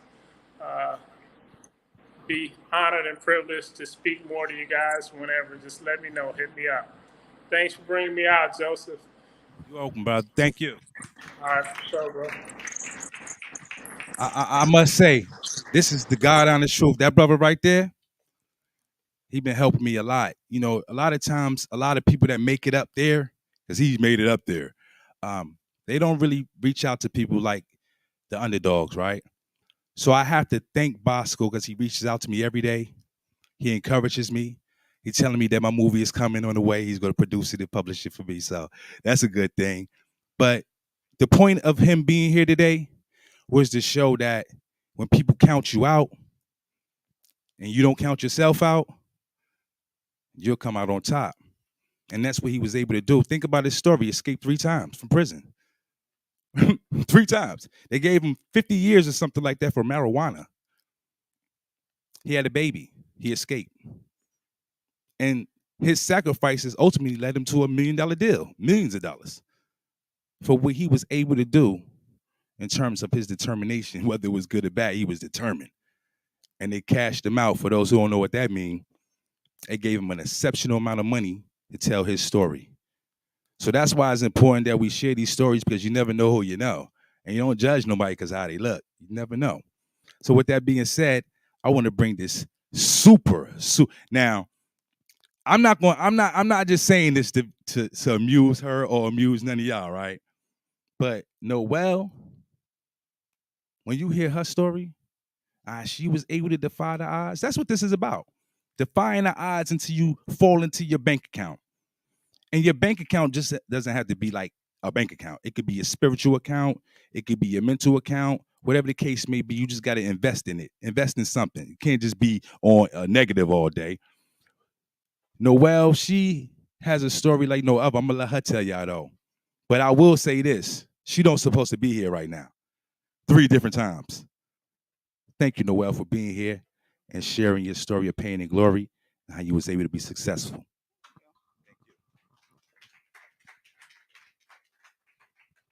Hello, everyone. My name is Noel, as you've just heard. And today we are going to talk about weight loss, specifically mental dead weight loss. And I'm sure some of you guys are really excited to talk about weight loss today. But don't worry, I'm not going to bore you with calorie counting or macros or anything like that. So, to give you a little bit of an introduction to me, a little bit of my background, I am actually a Christmas baby. Is anyone in here born on Christmas? Close to Christmas? There you go. Got one too. Okay, that's great. See, I always like to find people who are born in December around the time I was because I feel like we're far and few between. But being born on Christmas, a lot of people always ask me if we get extra gifts for Christmas. And as an adult, I'm still asked that. We didn't get extra gifts. We didn't get extra gifts growing up as kids.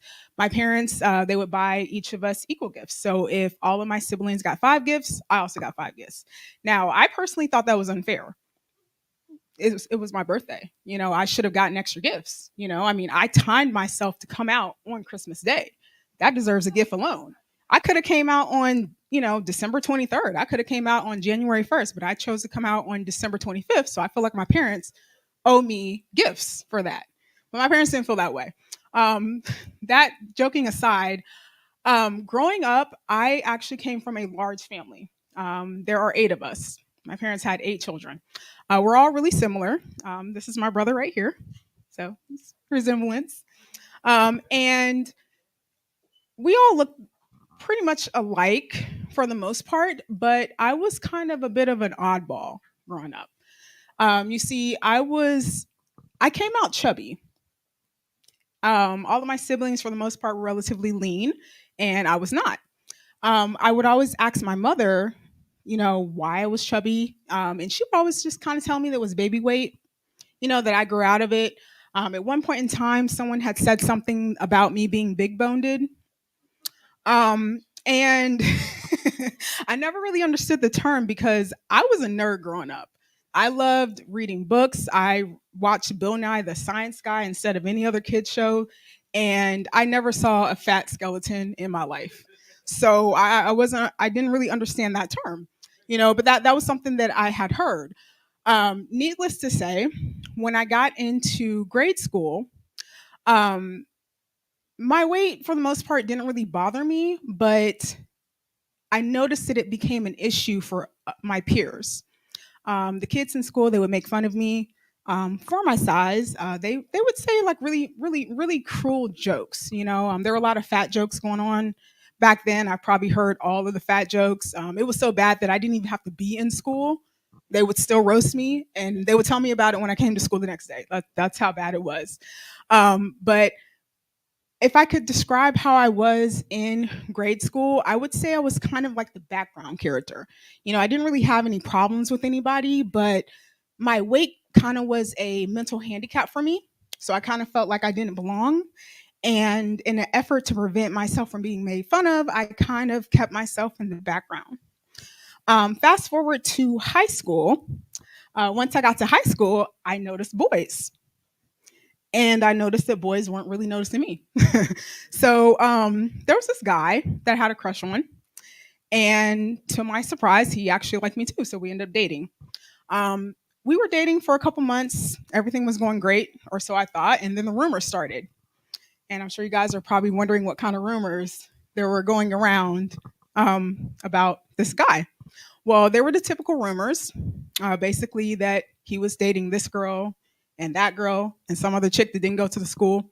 So I asked him about it, and of course he denied it, obviously. Later on, a bigger rumor started circling. This one involved another girl, only this time she apparently was carrying his child. So I asked him about it, and this time he actually admitted to it.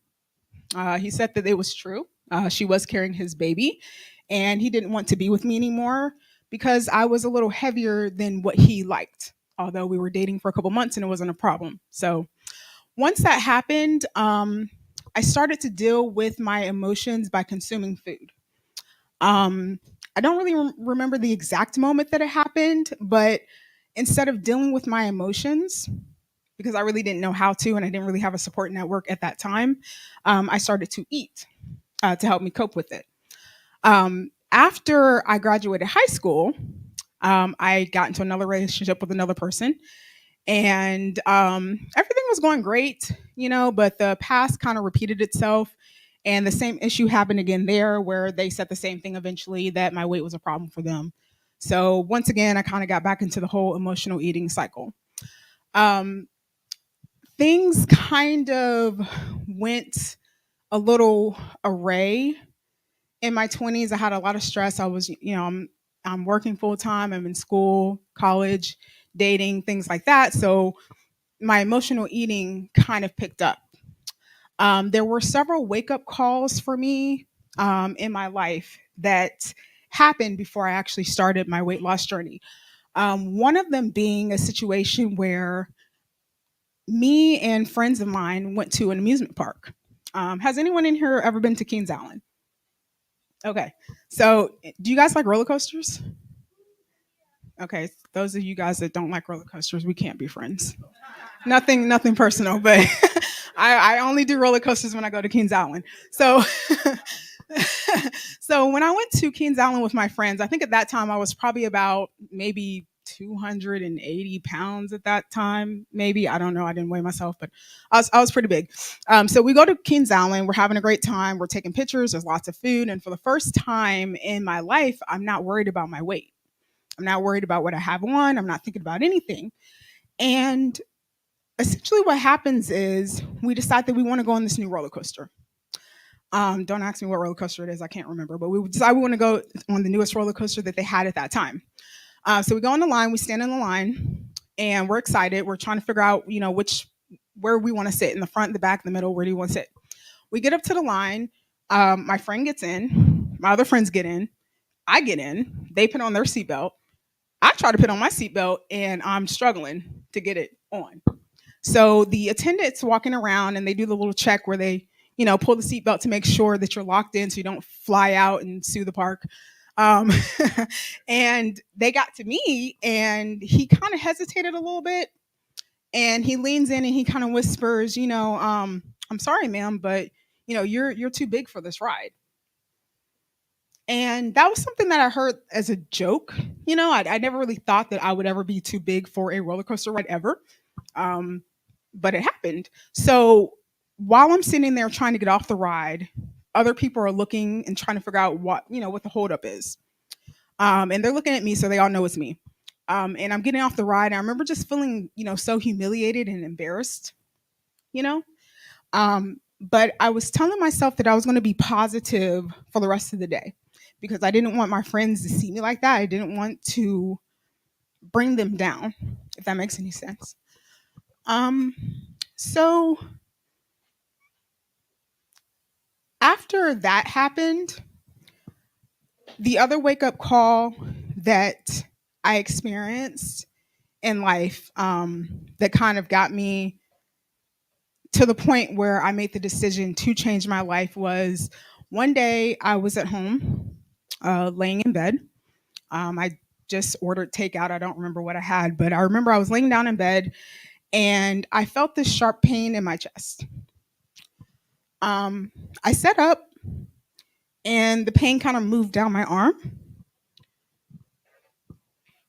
I didn't think anything about it at the moment until I started experiencing shortness of breath.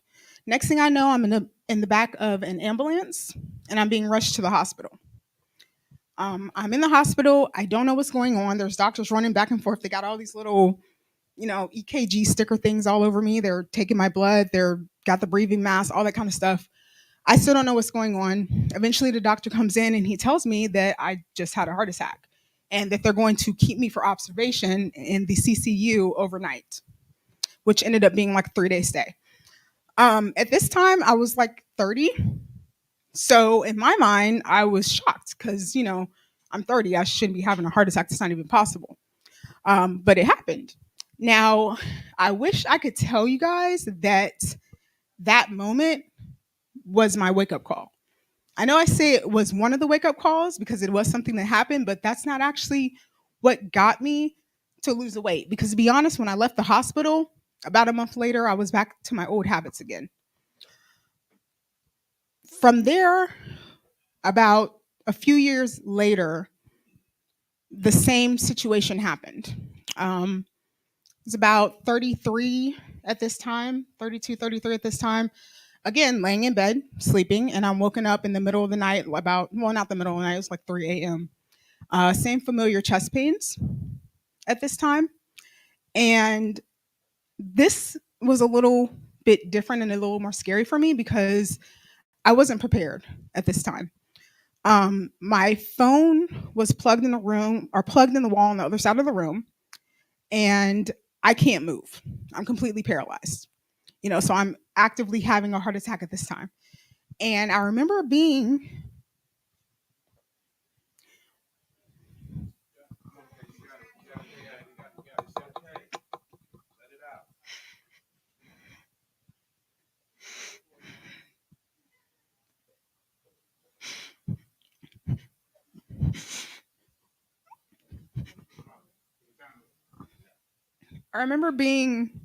terrified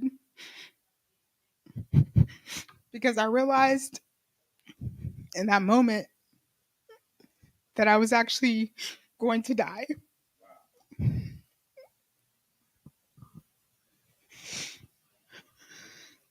And so I'm laying there. I can't reach my phone. There's no one there to help me. The first time I had a heart attack, I was actually able to call. I can't do that this time. And as I'm laying there, I remember thinking in my mind to God, just pleading with him for my life. Essentially, what I said was,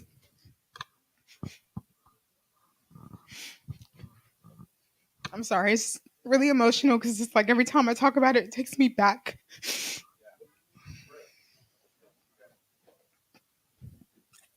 I remember saying to him that if he would spare my life this time, that I would do whatever I could to change it.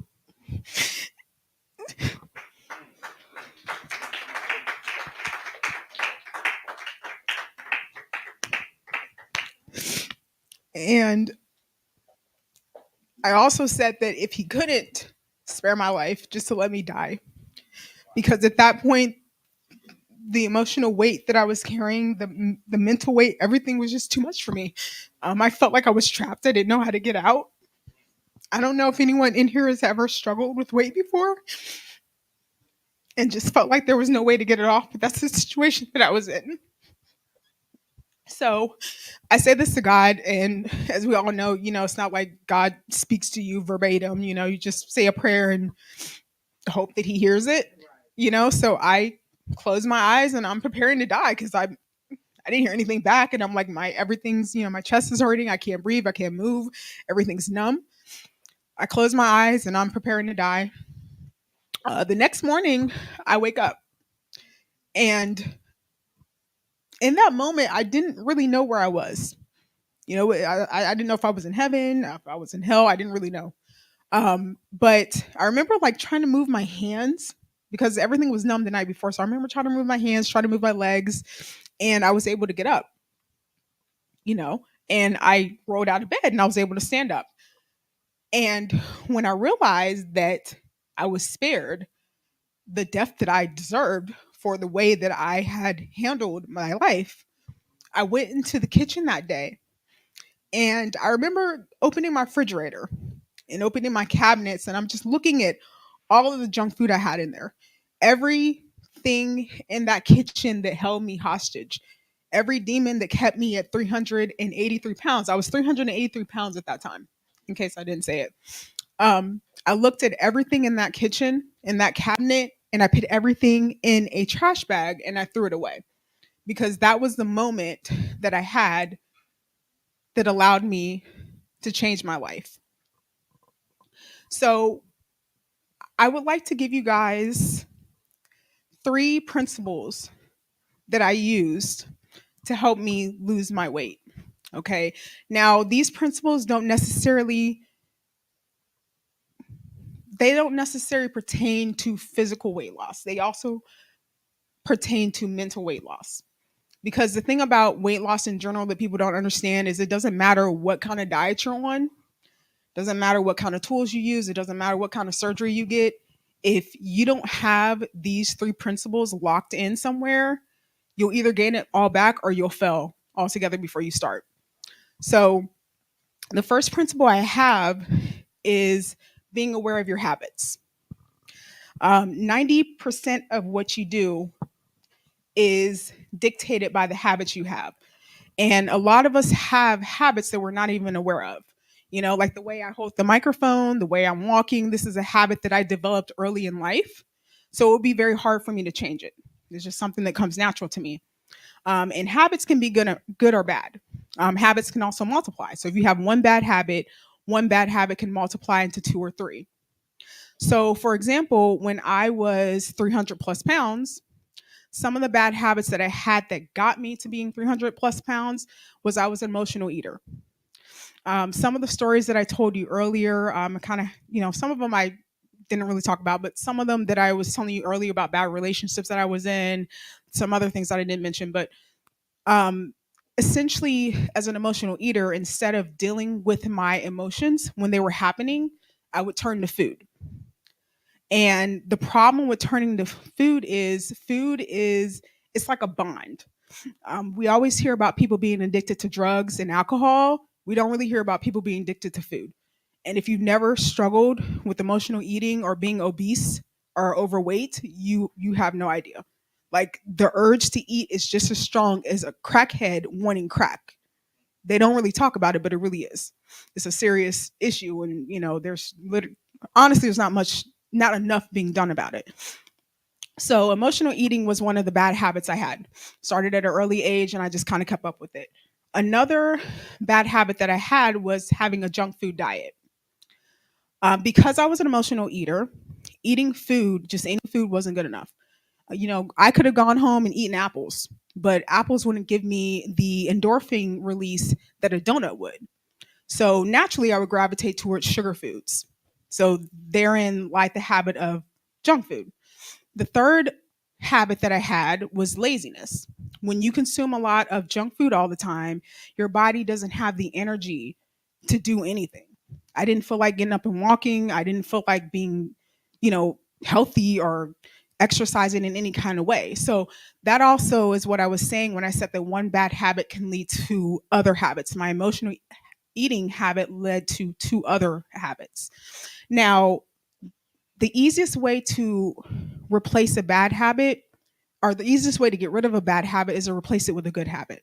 So for me, when it came to an emotional eating, one of the things I did was I learned to isolate, identify, and release my emotions. That's something a lot of people don't do. When you're upset about something, a lot of people just kind of hold it in. They don't want to talk about it. They go drink, they go do whatever it is they do to get rid of their emotions instead of letting it out. So that was something that I had to learn. When it came to junk food, I started swapping out unhealthy foods for healthy foods. And when it came to laziness, I started exercising every day. I started out walking. It was just as simple as that. So when we talk about bad habits, and we're going to make this in a way that it can help you, because I understand that not everybody in here has ever, had a lot of weight to lose. Some of you have never had any weight to lose. So you're probably wondering, what does weight loss have to do with me? Well, a lot of people are carrying a lot of mental dead weight. This is what I call dead weight. So your bad habits are a form of dead weight. Okay. Procrastination is a bad habit. Procrastination is something that holds you back. Poor spending habits, that's a bad habit. It can hold you back financially. Another issue is negative self talk. That's one I don't hear about at all, and it should be talked about a lot. If you're negatively self talking about yourself, you're kind of handicapping yourself. So that is dead weight that you do need to release. So for me, my question to you would be, what bad habits do you have that you're holding on to that are kind of hindering you from your goals? If you don't know what bad habits you might have, what I want you to do is I just want you to ask like 3 or 5 people that you're close to and ask them what bad habits they feel you have. And then you can kind of go from there. The second principle that I have after habits would be mindset. Your mindset is something that's very important. Mindset is something that's, I'm trying to think of a way to explain this. Mindset is something that can be altered or created by your affirmations, and affirmations can be both good and bad. We hear a lot about good affirmations, but there are such things as bad affirmations. So when I was 300 plus pounds, I would always tell myself that I couldn't lose weight. There wasn't a way to lose weight. Sometimes I told myself that I deserved to be that big. And when I decided that I wanted to change my life, I started changing out those affirmations with positive ones. So instead of saying that I couldn't lose a weight, I would tell myself that there was a way to lose the weight. Instead of telling myself that I deserved to be overweight, I told myself that I didn't deserve to be overweight. And once I started doing that, that manifested itself in reality and my life began to change. So if you're someone here today that is, dealing with a negative mindset, what I would suggest is that you replace those negative thoughts with positive ones. It sounds like something that's so, simple to do, but it really does work. Your words create your reality. The third principle that I have is going to be about rest. Rest is actually a very favorite principle of mine. When I first started my weight loss journey, I wanted to get the weight off as soon as possible, and I did whatever I could to get it off. I was exercising way too much, eating way too little calories, and eventually what happens is my body shut down and I had a burnout. I also injured myself.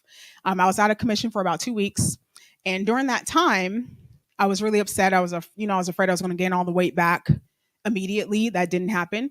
When I came back, when I was, after the 2 weeks when I came back, I noticed that I actually lost more weight than I did when I was, exercising 2 times a day and eating less than 1,200 calories.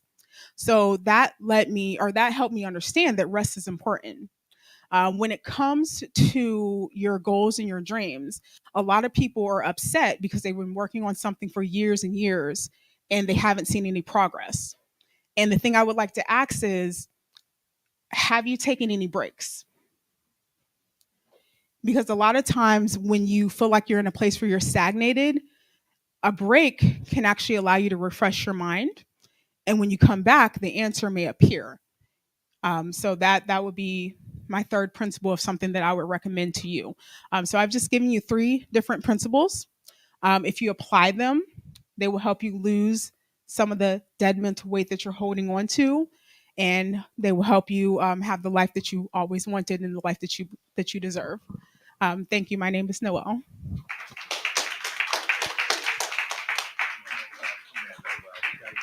This is a hug for the whole family right here. Y'all gotta understand, this sister right here, man. I put a story on Instagram, it goes 3,000. I put a story on YouTube, it goes 4,000. This is honest. This is the truth. Overnight. Because the difference in what she's saying about weight loss, she's not just talking about physical. She faced death multiple times. The first time she just said, hey, I'm gonna do this anyway. And then God woke up and said, nah, you're gonna do it this way. You're gonna do it this way. So I'm grateful for you. Them tears was real. We felt you, and you definitely you did a beautiful job with yourself, going from 383 pounds to now looking like Holly Berry, girl. You did your thing. Yeah, man. Give her a round of applause. She went from 383 pounds to looking like the new black onyx Holly Berry. Yeah, we had to put the melanin on that one because you're looking real good in your skin, sister. I promise you that. So now we want to get to the main event. Now, we speak about Kareem R. Ellis all the time. Everybody here who may not know him, who do know him, I assure you, you will get to know him today. This man walked inside of a penitentiary when I was in there doing 22 years of my life. He didn't know me from nowhere. I happened to be walking down the street. This is a true story. This man right here, 2017. I'm walking down the hallway with my gang buddies, on my way to go get me some good old marijuana in prison. I was doing everything illegal. I was in prison already doing some illegal. I was breaking the rules in prison. On my way to get some good weed, and for those who don't know what that is, that's bad now. It's marijuana. Second of all, I was on my way to get me some moonshine. I don't know if y'all know what that is. That's a little bit of jail liquor right there, you know. I was on my way to get that too. So I had on my way to get the marijuana, on my way to get the liquor. I had a knife on me because, you know, we in prison. It's dangerous in here. I'm a gang member, you know. I had a big knife on me, real big, bigger than this microphone. Swear to God. Promise y'all this. And as I'm walking down the hall, I see this, what my mama call him, a chocolate drop. That's what my mama call him. Is that chocolate drop that saved your life? Yeah, that's it, mama. Now calm down, mama. I know he's too sexy for his car and all that. But go ahead, mama. You can't have him. He's my mentor and my coach.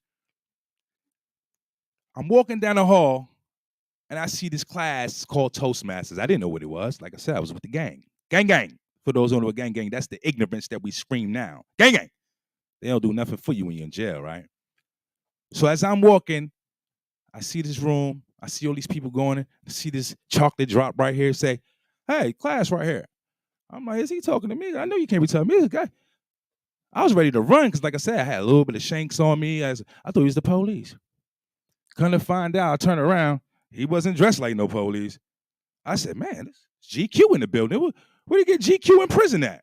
Thought he was the warden. So I was extra good. Is he a warden or something? He's not that. He was an angel. He was an angel. I defined him as everything besides what he was. An angel in physical form. So what y'all seeing right now, he just looks sharp right in his suit, but in all reality, that man changed my psychology, how I think. I have a suit on because of that, man. You see him? Don't I resemble him? Who you think I got it from? I got it from him. And it's so ironic that a lot of times we don't give the people the credit, paying homage for those who help you excel and rise out of them shallow graves that you're dwelling in. That's what he did for me. I went in his class. He said, you got a story? I said, a story? I'm a drug dealer, a gang member. I got a shank on me right now. And what kind of story can I have? Mr. Kareem Ellis told me I had gifts, purposes, and skill sets locked in me that's unimaginable. And if I reach deep into myself, I'll be able to unearth them. This is very emotional for me. I don't know if y'all can really see the darkness in them cells when you're ready to hang it up because nobody's writing you a letter. Nobody's putting a little perfume on your note so you can feel like you're part of the world. You're just stuck in this little Shawshank Redemption, trying to dig your way out. Unfortunately, I wasn't as smart as Bosco was. Ain't nobody told me I was that smart. So I stood there for 20-some years. I wish somebody told me I was smart. I'd have got out of here 5 years later, right? But back to my brother with the plan. And I say this, man, because I thank you for everything you've done for me. If it wasn't for him, I'll be breaking in somebody's house right now. And I'm just being honest. He showed me what my value was. That's hard to do. I was 33 years old when I met him. I'm 43 now. I was 33. How can you... Oh, well, I was that. I'm too old now. Well, how can you go in somewhere and tell a person, man, what you've been doing for all your life is wrong without getting socked in prison? You see, he's still looking handsome. I ain't sock him. I socked myself for being foolish. And I have the pleasure, 5 years later, y'all, I walked out the cage to a stage with my mentor coach. He never knew this was going to happen, but God did. For those who don't believe in something, today is the day you should believe in something.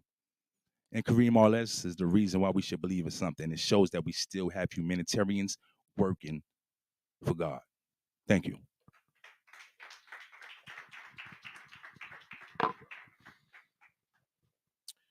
Well, good afternoon. Come on, y'all can do better than that. Y'all up under a good place, good spot. Y'all out of the sun. Y'all got some food in your stomach, and you got a great host, Mr. Langdon, underdog coach, to put this thing together. So let me try this one more time. Good afternoon. That's better. As he said, my name's Kareem Ellis, speaker, teacher, trainer. I go by the moniker the #1 breakthrough strategist. I have been speaking for literally 20 years. The first 4 years of my life was accidental. I'll be in the right place at the right time. Someone would give me a microphone and say, bless the room with a couple words of encouragement, and I do so. In the last 16 years of my life, I did it intentional. In order to be successful, you can't be accidental about what you want. You must be 100% intentional. And I believe God gives us gifts and talents and expertise for that sole purpose. So I'm excited to be here today. The thing that blew my mind the most about the name of this event is called How to GPS Your Way to a Rich Mindset. And as you can see from the speakers that came in front of the room, they gave you a lot of tips, techniques, and tricks designed to help you widen your mindset. Because everyone thinks about a rich mindset, they think about money. There are so many different ways to have a rich mindset, from good health, from having courage, to learning how to escape your own mental limitations, to overcoming your money blocks. There's so many ways that you can increase your value by those things around you. So today I want to give you 5 quick core principles about how you can GPS your way to fantastic success. Now, I've been an entrepreneur for 20 years. I've escaped the 9-to-5. I know that's not everybody's goal and dream aside the room, but that was my goal and dream, was to be in the driver's seat of my destiny. Far too many people are happy to ride shotgun when you realize the person holding the keys is the person that controls the car. I hope I'm not stepping on anybody's toes this morning or this afternoon. But if you want to get to your finish line, you have to grab the keys. You can no longer sit there and say, I want to ride shotgun and run in the back seat. So principle number 1, if you're taking notes, you got to set the address. One of my favorite scriptures in the book of life says, write the vision and make it plain. That means for everyone under the sound of my voice, you're supposed to have a vision. And notice I said your vision, not your job's vision, not your neighbor's vision, not your cousin's vision, but what is your vision for your life? Because the only way you're going to get to your fantastic finish line is you got to know what you've been put here to do. You don't believe your God-given gifts and talents were given to you by accident. I hope not. Right? So number 1, we got to set the address. That's the reason why I love a GPS so much, because a GPS is a vision machine. I give it an address. It gives me crystal clear instructions how to get from where I am to where I want to be. So the first thing I want to ask everyone in the room, what address is inside your GPS for the year of 2022? Most people don't think about this. They get up every single day, every single morning, they run out the door, and they have no idea where they're going to. They're just chasing addresses and locations, but how do you know that's where you're supposed to be at? Number 1, you got to set the address. Now, don't get me wrong.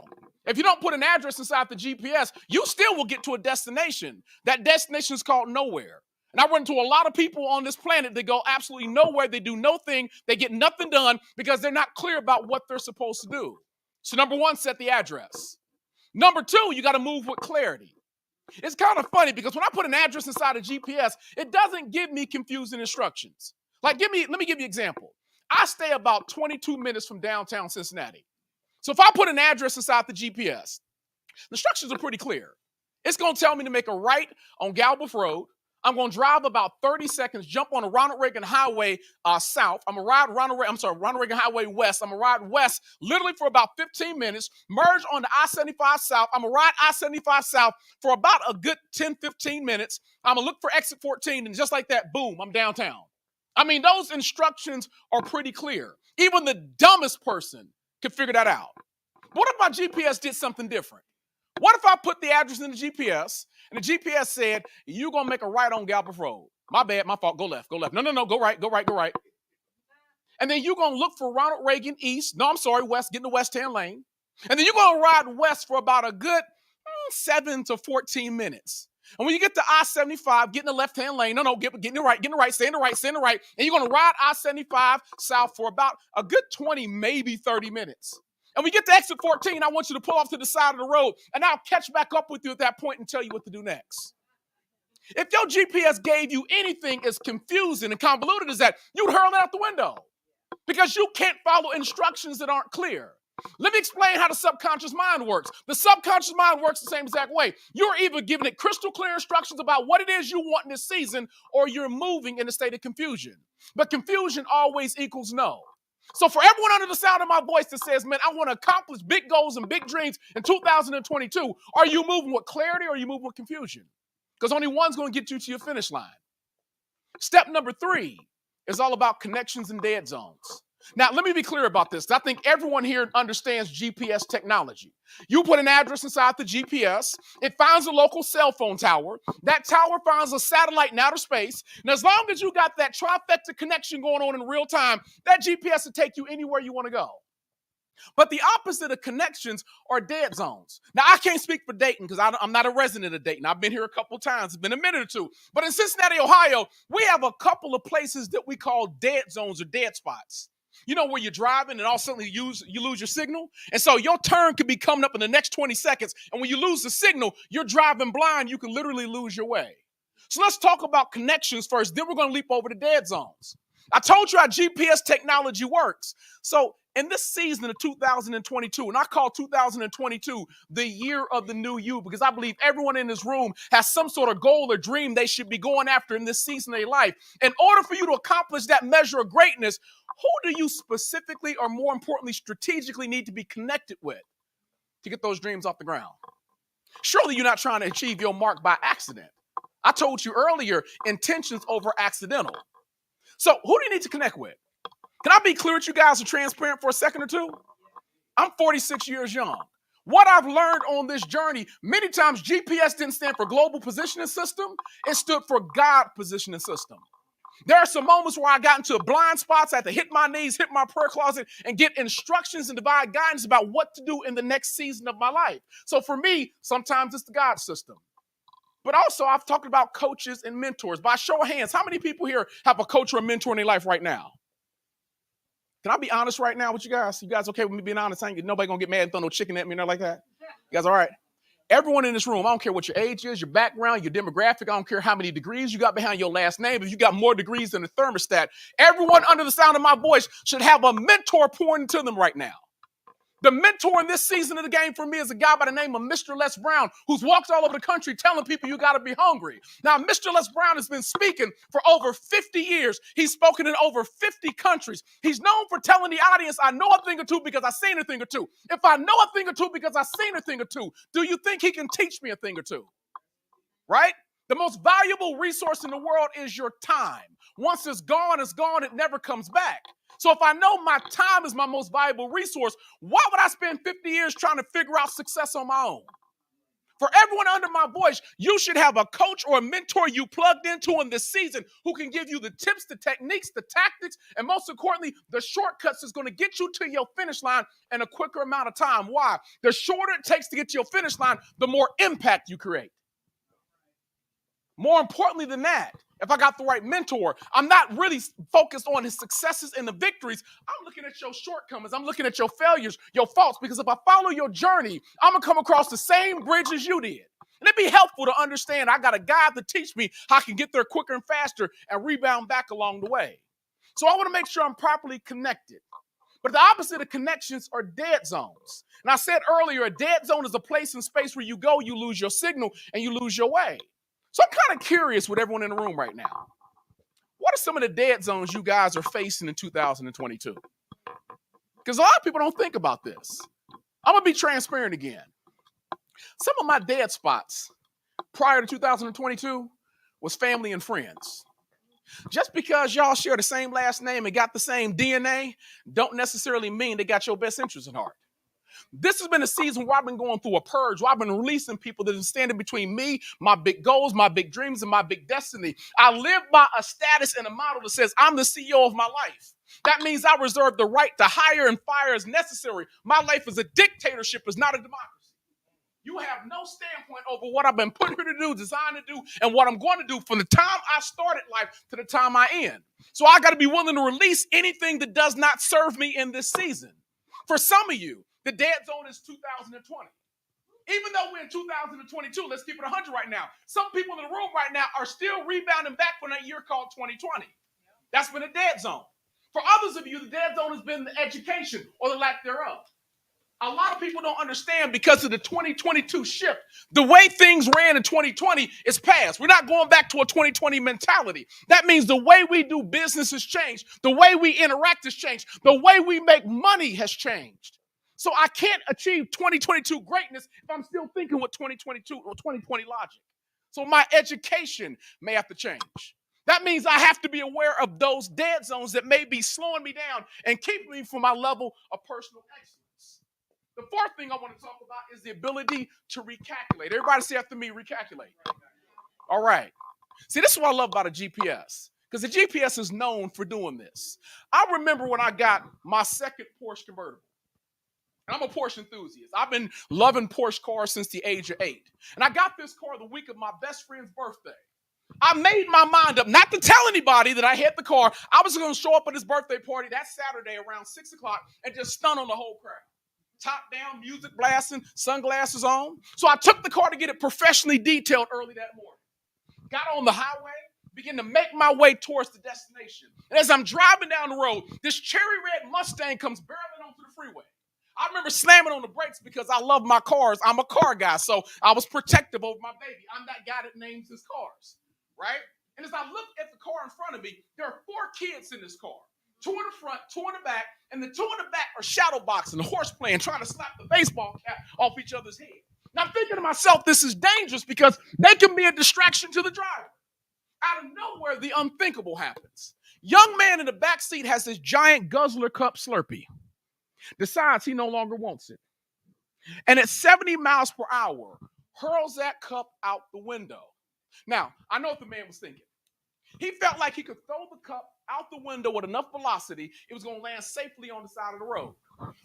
Unfortunately, young man didn't understand the law of physics because the cup hit the wind took off the lid, and in a matter of about 0.3 seconds, my brand new white Porsche convertible was covered in nothing but sticky purple Slurpee. Now, I profess to love the Lord. I'm a Christian guy. But I think I lost a little bit of religion that day. Because the moment I heard that thud on the car and I saw that Slurpee go everywhere, I said, Jesus, get in the back seat. It's on. And so before I know it, I'm chasing these kids down the highway at speeds of 95 miles per hour. We swerving around semi-trucks, people looking at us fly past. The kids, he gaining on us. I was heated. I'm throwing up all types of signs I'm not going to throw up in front of y'all because I want to be respectful. I remember I was chasing them so hard and furious that we crossed state boundaries. The GPS said, welcome to Kentucky. I wasn't even paying attention. We drove about 20 minutes into the heart of Kentucky before finally sanity sat down in the passenger seat and said, Kareem, you got to let him go. You ever have a moment in your life where you arguing with yourself because you think you're right, but you know you're wrong, but you still arguing for wanting to be right? That's what took place in that car that day. So finally, I pulled over to the side of the road, but I had an argument. I said, I'm from Cincinnati, Ohio, but I know a little bit about Kentucky. There's some backwoods back there, some territory where you could hide a body for a couple seasons. They wouldn't find it till spring. As I pulled off to the side of the road and I watched that cherry red Mustang get smaller and smaller in the distance, I had to figure out what my next move was. I had been so distracted by what the kids done. I didn't realize the party I was supposed to be at 6 o'clock had already started. It was about an hour and maybe 15 minutes out. So my goal to show up at the party and kind of show up with my car, that was out the window. So now I got to figure out, what do I want to do? Do I go to the party late or do I just simply go home? I made the decision I was going to go home because the whole day was shot. I remember reaching for the GPS to put my home address in because I didn't know where I was at in Kentucky. And something powerful happened. The GPS kept saying recalculating, recalculating, recalculating, recalculating. Even though I had got distracted by the kids that defaced my baby, my car, and I chased them at speeds of 95 miles per hour across state lines into the heart of Kentucky, the GPS never gave up on the intended address that was put in it at the beginning of the journey. I took that as a sign I should still get to my destination. So I found the car wash to get the Slurpee and the bugs off my car. Because if you drive a 95 miles per hour Slurpee in your car, every bug on the highway sticks to your windshield. I put gas in the car, and I showed up late. The only thing I did was I just reverse engineered the night. So when the night ended, the party ended, I was the first person out to the car. So that way I was still in the parking lot, able to show out and stun on everybody with the top down. I just reversed it, right? But number 4 I want to talk to you about is the concept of recalculating. Bruce Lee said it best. He said to be formless like water. If you put water into a cup, it's not specific. It doesn't get picky about it. You put water into a cup, it'll take on the form of the cup. If you pour water down the side of a mountain, it'll pick the quickest, fastest way to get to the finish line. A lot of folks here are still dealing with the feedback from 2020. The question I have is, if you're in 2022, are you able to recalculate? Murphy's Law has a way of just showing up, knocking on your door and giving you something you didn't ask for when you least expect it. There's some folks in the room right now that even though you all look beautiful, you got smiles on your faces, you've been well fed. Some of y'all here are dealing with some home challenges we probably never know about. Some of you guys here are dealing with financial challenges where you got a smile on your face. You're thinking about right now how to make the bills, how to make the bills pay. So like, I'm robbed from this and pay from this, or what's going to get done and what's not going to get paid this month. But we would never know it because we all got this impression that we want to look like we're successful. For some of you dealing with relationship challenges, someone in the room right now is dealing with probably a divorce or a breakup, and we wouldn't know it because you got smiles on your faces, right? That's the goal. Some of you guys might have health issues or health challenges right now. Same exact thing. We wouldn't know it because you're here with a smile on your face. The question I got for you again is this, is when life knocks on your door and gives you something you didn't ask for, will you retreat, go back home, call it quits, or you make the mental decision to recalculate because there's always more than one way to get to your fantastic finish line. The problem with most people, just like in the scenario of the car chase, I can make the decision not to give up. And the last thing I want to talk about is checking the history log. Now, I got a buddy of mine who works for a company that never gives overtime. And in working for this company, he got caught into an altercation where he got caught cheating on his significant other. Anyone in the room want to take a wild guess on how this man got caught cheating? I got a phone over there. Nope, not the phone. Who said GPS? Well, that ain't fair. You ain't supposed to cheat like that. You know the story. You know about the book, right? Let me explain to you how this man got caught cheating using this GPS. I said earlier, he worked at a job that never gave overtime. Now, I would say never. I mean, it never gave overtime. And out of nowhere, he comes home and tells his wife, we just picked up this large client. We're going to need every able body to show up for the next 3 or 4 months. So there's going to be some nights I come home late. There's going to be some weekends I'm gone. And she thought nothing of it. Because she said, hey, we need the money. Now, he worked and she didn't. Her pastime hobby was going to antique stores. She was one of those bargain finders where she believed that she went to this antique store, I'm going to find this old relic. It's going to be worth $10,000. So that was her hobby. They had 2 cars inside the household. They got a family SUV and a 4-door sedan. And they didn't claim vehicles like I do in my house. The Porsche's mine. You drive whatever you want to drive, right? They didn't claim the cars. It was based on the work need. So for the first 30 days, he's driving a family SUV. The next 30 days, he switches over to the 4-door sedan. Now, while he's at work, she decides that she wants to go to this antique store that she visited probably about 2 months prior. But unfortunately, she can't remember the name of the place.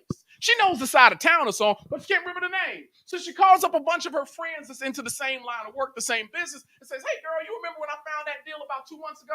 Do you remember the name of that place? Her friend said, well, yeah, I remember you telling me about it. I remember you got that great vibe, but I can't remember the name of it. So they guessing. She jumps on the internet, types in Google, looks for it through the Google search, can't find it there as well. Finally, she has an epiphany moment. She remembers she put the address inside the GPS. She goes out to the car, starts the engine, pulls up the GPS, accesses the history log. And when you know it, the address is right inside of there. But there's some addresses inside that GPS that she's never seen before. So she's a little perplexed. She's a little confused. She's a little baffled. See, there were some addresses to some nice, expensive 5-star restaurants that she had never been to. And so she's wondering, why are these addresses inside the GPS? There were also some addresses to some nice dating places, some nice fun spots, fun establishments that you will go on a date. And she's thinking to herself, I know I ain't never been there. Why is this inside the history log? And if you ain't figured it out by now, there were some addresses to some nice, expensive hotels that popped up as well. Now, I'm not telling you this for all the women in the room to say I came out to the GPS, a rich mindset event, and this guy by the name of Karim Ellis taught me how to catch my man cheating 101. That's not the reason why we're here today. But what I will say to you was simply this. If I were to walk around this room, person to person, table to table, chair to chair, and I was to ask you for your life's GPS, just so I can check the history log, would I find that you're guilty of cheating on your goals and dreams because you're chasing everybody else's agenda? See, the real reason why I believe most people don't achieve success is not because they don't set an address in their GPS. I believe most of us have some sort of idea about what it is we want in this thing called life. I believe we put some sort of address in our GPS every single day. Whether we want to lose money, whether we want to be courageous and have confidence, whether we want to overcome money blocks, lose mental dead weight, whether we want to break through our mental limitations, whether we want to break out of the prison cells that hold us. I believe everybody under the sound of my voice has something they put inside their life's GPS. I believe there's an address. I don't believe people don't achieve their goals and dreams because they're not moving with clarity. I don't think the millions of people are walking around here in a state of confusion. I don't believe the reason why people don't achieve success because they're not properly connected with the right coaches and mentors or education, or they're sitting in a dead zone for most of their life. I don't even believe the reason why most people don't achieve success because they're not willing to recalculate when things go wrong. The number one reason why people don't achieve dynamic success in their life, they spend all their time cheating on their goals and dreams, chasing everybody else's agenda. One of the reasons why it's so important for me to jump out of the 9 to 5 to chase my goals and dreams, because whatever you water is what's going to grow. The question I have for you right now is, what are you watering with that very powerful concept called your time? Because right now, what's manifesting, the fruit that you're eating off of, is based on where you spend your time. I was guilty of taking my gift and talent and expertise and making my job rich and not working on myself or leaving a legacy for my family. If you take the core things I've given to you and you apply it on a regular basis, I believe you should have no problem hearing these powerful words. You have arrived at your destination. Guys, my name is KARIM, Ellis, speaker, teacher, trainer, #1 breakthrough strategist. I want to thank you so much for coming out to the GPS, Your Success Rich Mindset. And on that note, because I believe we got some time left over, we'll open up for a little bit of Q&A. Or Mr. Langdon, if you're going to say some words. I just want to say, man, everything you said is true. Like I said, there's no better thing than having receipts, black and white, and proof. I am the black and white proof that what he speaks is real. And I was the hardest of the hardest. No empathy, no compassion, no vision. And this man right here assimilated these concepts in my mind. Now you got to think about this. The people that know me, they don't know me. They knew me. They only know somebody who was dead for the last 22 years in the graveyard, asking for somebody to give me flowers in the form of currency on my books. For those who don't know what that is, that's commissary. See, being in prison is like being dead. Because the way you leave the streets is how people remember you. So if you leave the streets ignorant, stupid, foolish, that's all they know about you. So when you come home, that's all they expect of you. So they don't know how to deal with you when you have transformed your mindset, which makes it even harder because you need solidarity when you're trying to push yourself forward and don't go back to what you used to know. So I'm more than grateful and honored that this man right here, he didn't make a dime walking in that prison. He didn't make a dime. But he told me one day, he said, I didn't make no money going in there, but I found all the money when I discovered you. Because when he told me, I really applied it. And I'm really trying to get y'all to understand this. Please, because you know a child right now, you might got a son, a daughter, whatever, a nephew, a niece, or it might be you. Who knows? We don't know. But the thing is, when you speak about coaches and mentors, that's very important. Because if I didn't have a coach or mentor, like I said, I assure you, I would be kicking in somebody's house right now. You know? So that's the importance of being selfless. Being selfless is the antidote and the recipe to success. I would have never believed this if I didn't see it with my own eyes. The power of words and encouragement, telling somebody you could do it. Just like somebody told Bosco he was smart, there's people out there telling us that we're dumb, and we believe it.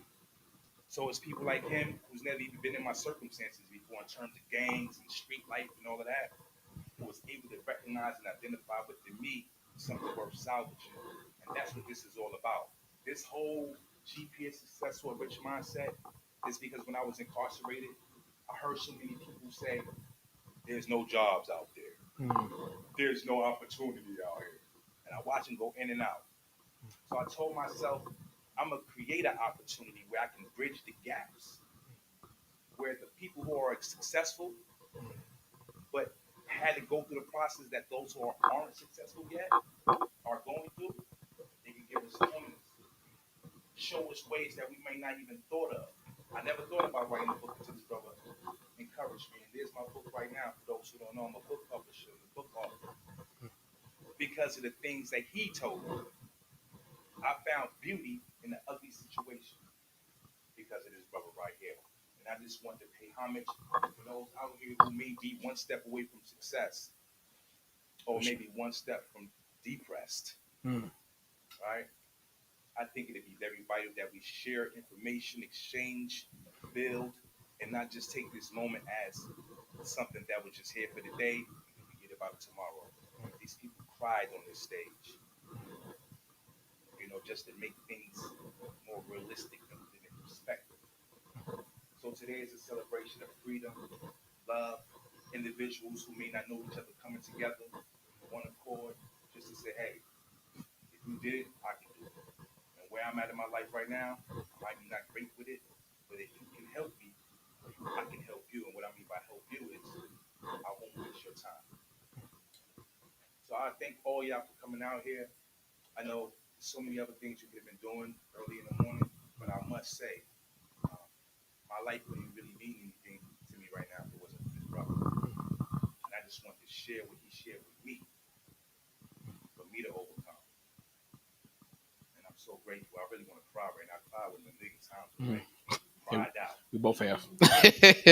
We But both I have. also want to thank Teresa. Teresa, thank you. Thank you so much for showing up. She's always on my side. We communicate all the time. I did a lot of interviews for her. She's a very beautiful person, man. And this is where we talk about white, black, brown, all these different inconsistencies in life's history, right? We have to realize that what we all have experience-wise, we all haven't experienced it. So it's things that you know that I don't know. And that's how I was able to see life this way, because I didn't know the things he taught me. It was only when I accepted it when it became a real great asset for me. So consciousness reminds you of what used to be. And we don't want to go back there.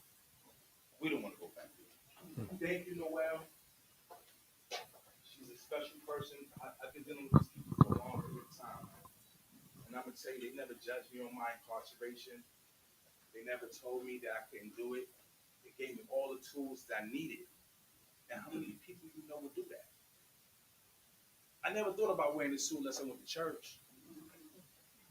But this man told me, hey man, you gotta dress for the job you want. I took that serious. And if I could take it, just like I said, a person who's been from nothing, I assure you, I hope that y'all take this man serious and deal with him and network with him, and I assure you your life will change. I want to interrupt you real quick, and I want to share with the room real quick what I saw in him that day. Because if people, you went into the prison, what you seeing him, right? And this is what I've seen in every single person here, because I know you guys very, very intimately at this point in time. God doesn't pick people because they're perfect. God picks people because he knows they're going to perform, right? There's a message that I give called Snake Bitten, and I'll give a real quick synopsis of it. It boils down to this. There was a gentleman out in the Nevada desert who was running, jogging, and heat was about a good 110 degrees. He decides he finds a little bluff with some shade. He runs off to the side, cool down, pulls out his canteen. As he's drinking from the canteen, he's not aware there's a rattlesnake sitting in the bushes. The rattle's going off. That's the warning sign. He's not paying attention. And I know where the rattlesnake lunges and it bites him. He understands in that moment, I have seconds to make it to the hospital. Otherwise, death is imminent. So he runs back to his vehicle. He jumps in the car. He's doing all he can to stay alive, to stay alert. He's gripping the steering wheel. He's got the windows down. He's starting to hyperventilate. He can feel the venom coursing through his system, trying to shut off his circulatory system. And when he pulls into the ER parking lot, he runs inside about to pass out. They pull him inside. They ask him 2 questions. Number 1, why are you here? He said, I got bit.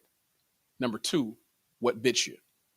Now, the reason why number 2 is so important is because in order for them to save his life, they got to know what type of snake bit him, right? You guys understand that if you get bit by a rattlesnake, they have to give you anti-venom. And anti-venom is a mixture of the venom from the host snake, but it's also a mixture of antibodies. What's so crazy about this is the very venom designed to take your life is the same thing that was used to save your life.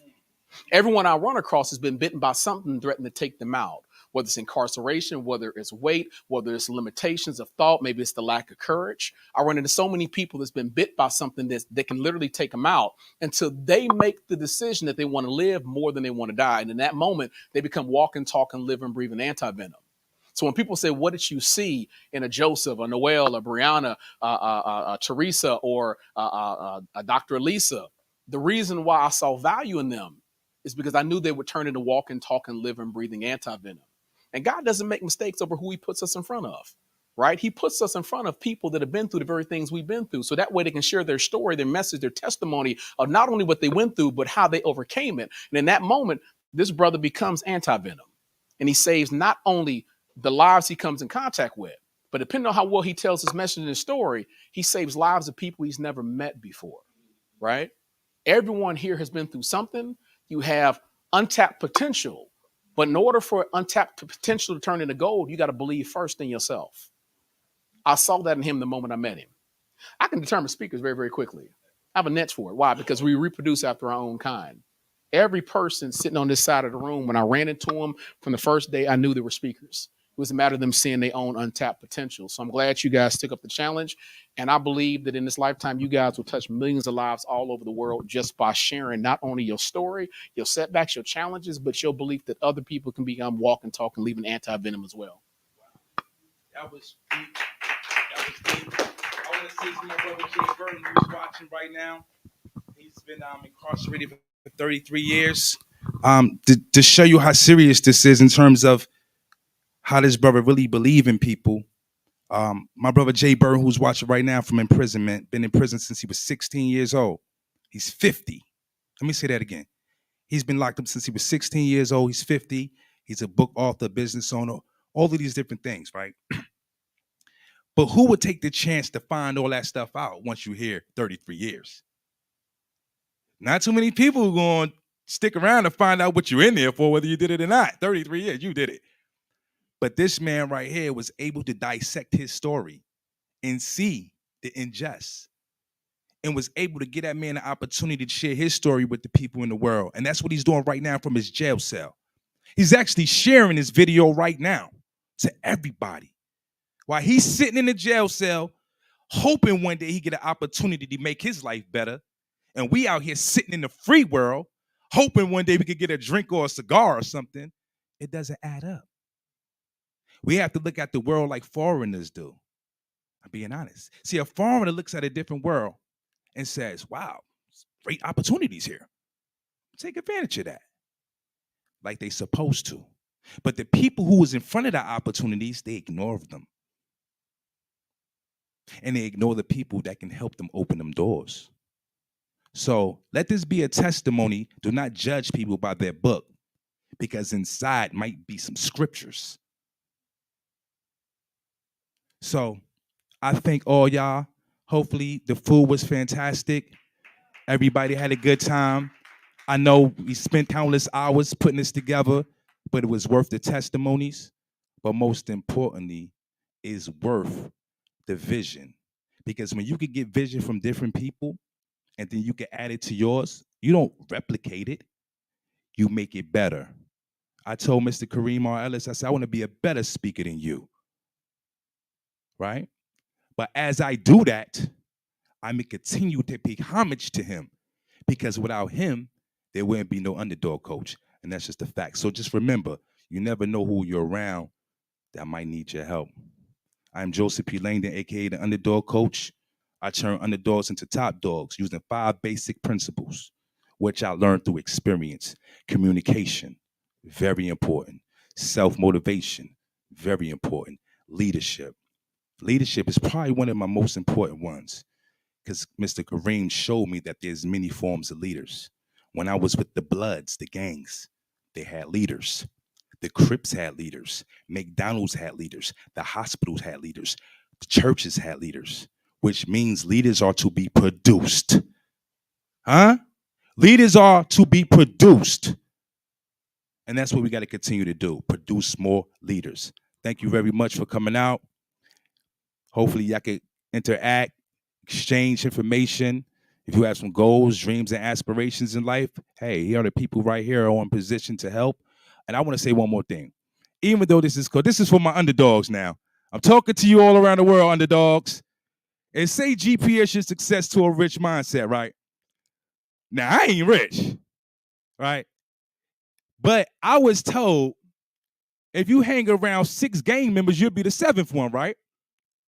But I also was told if you hang around 10 mentally and spiritually wealthy people, I'll be the 11th one. And if you put me and him together, guess what? It look like 11, right? So I'm on my way. All right now.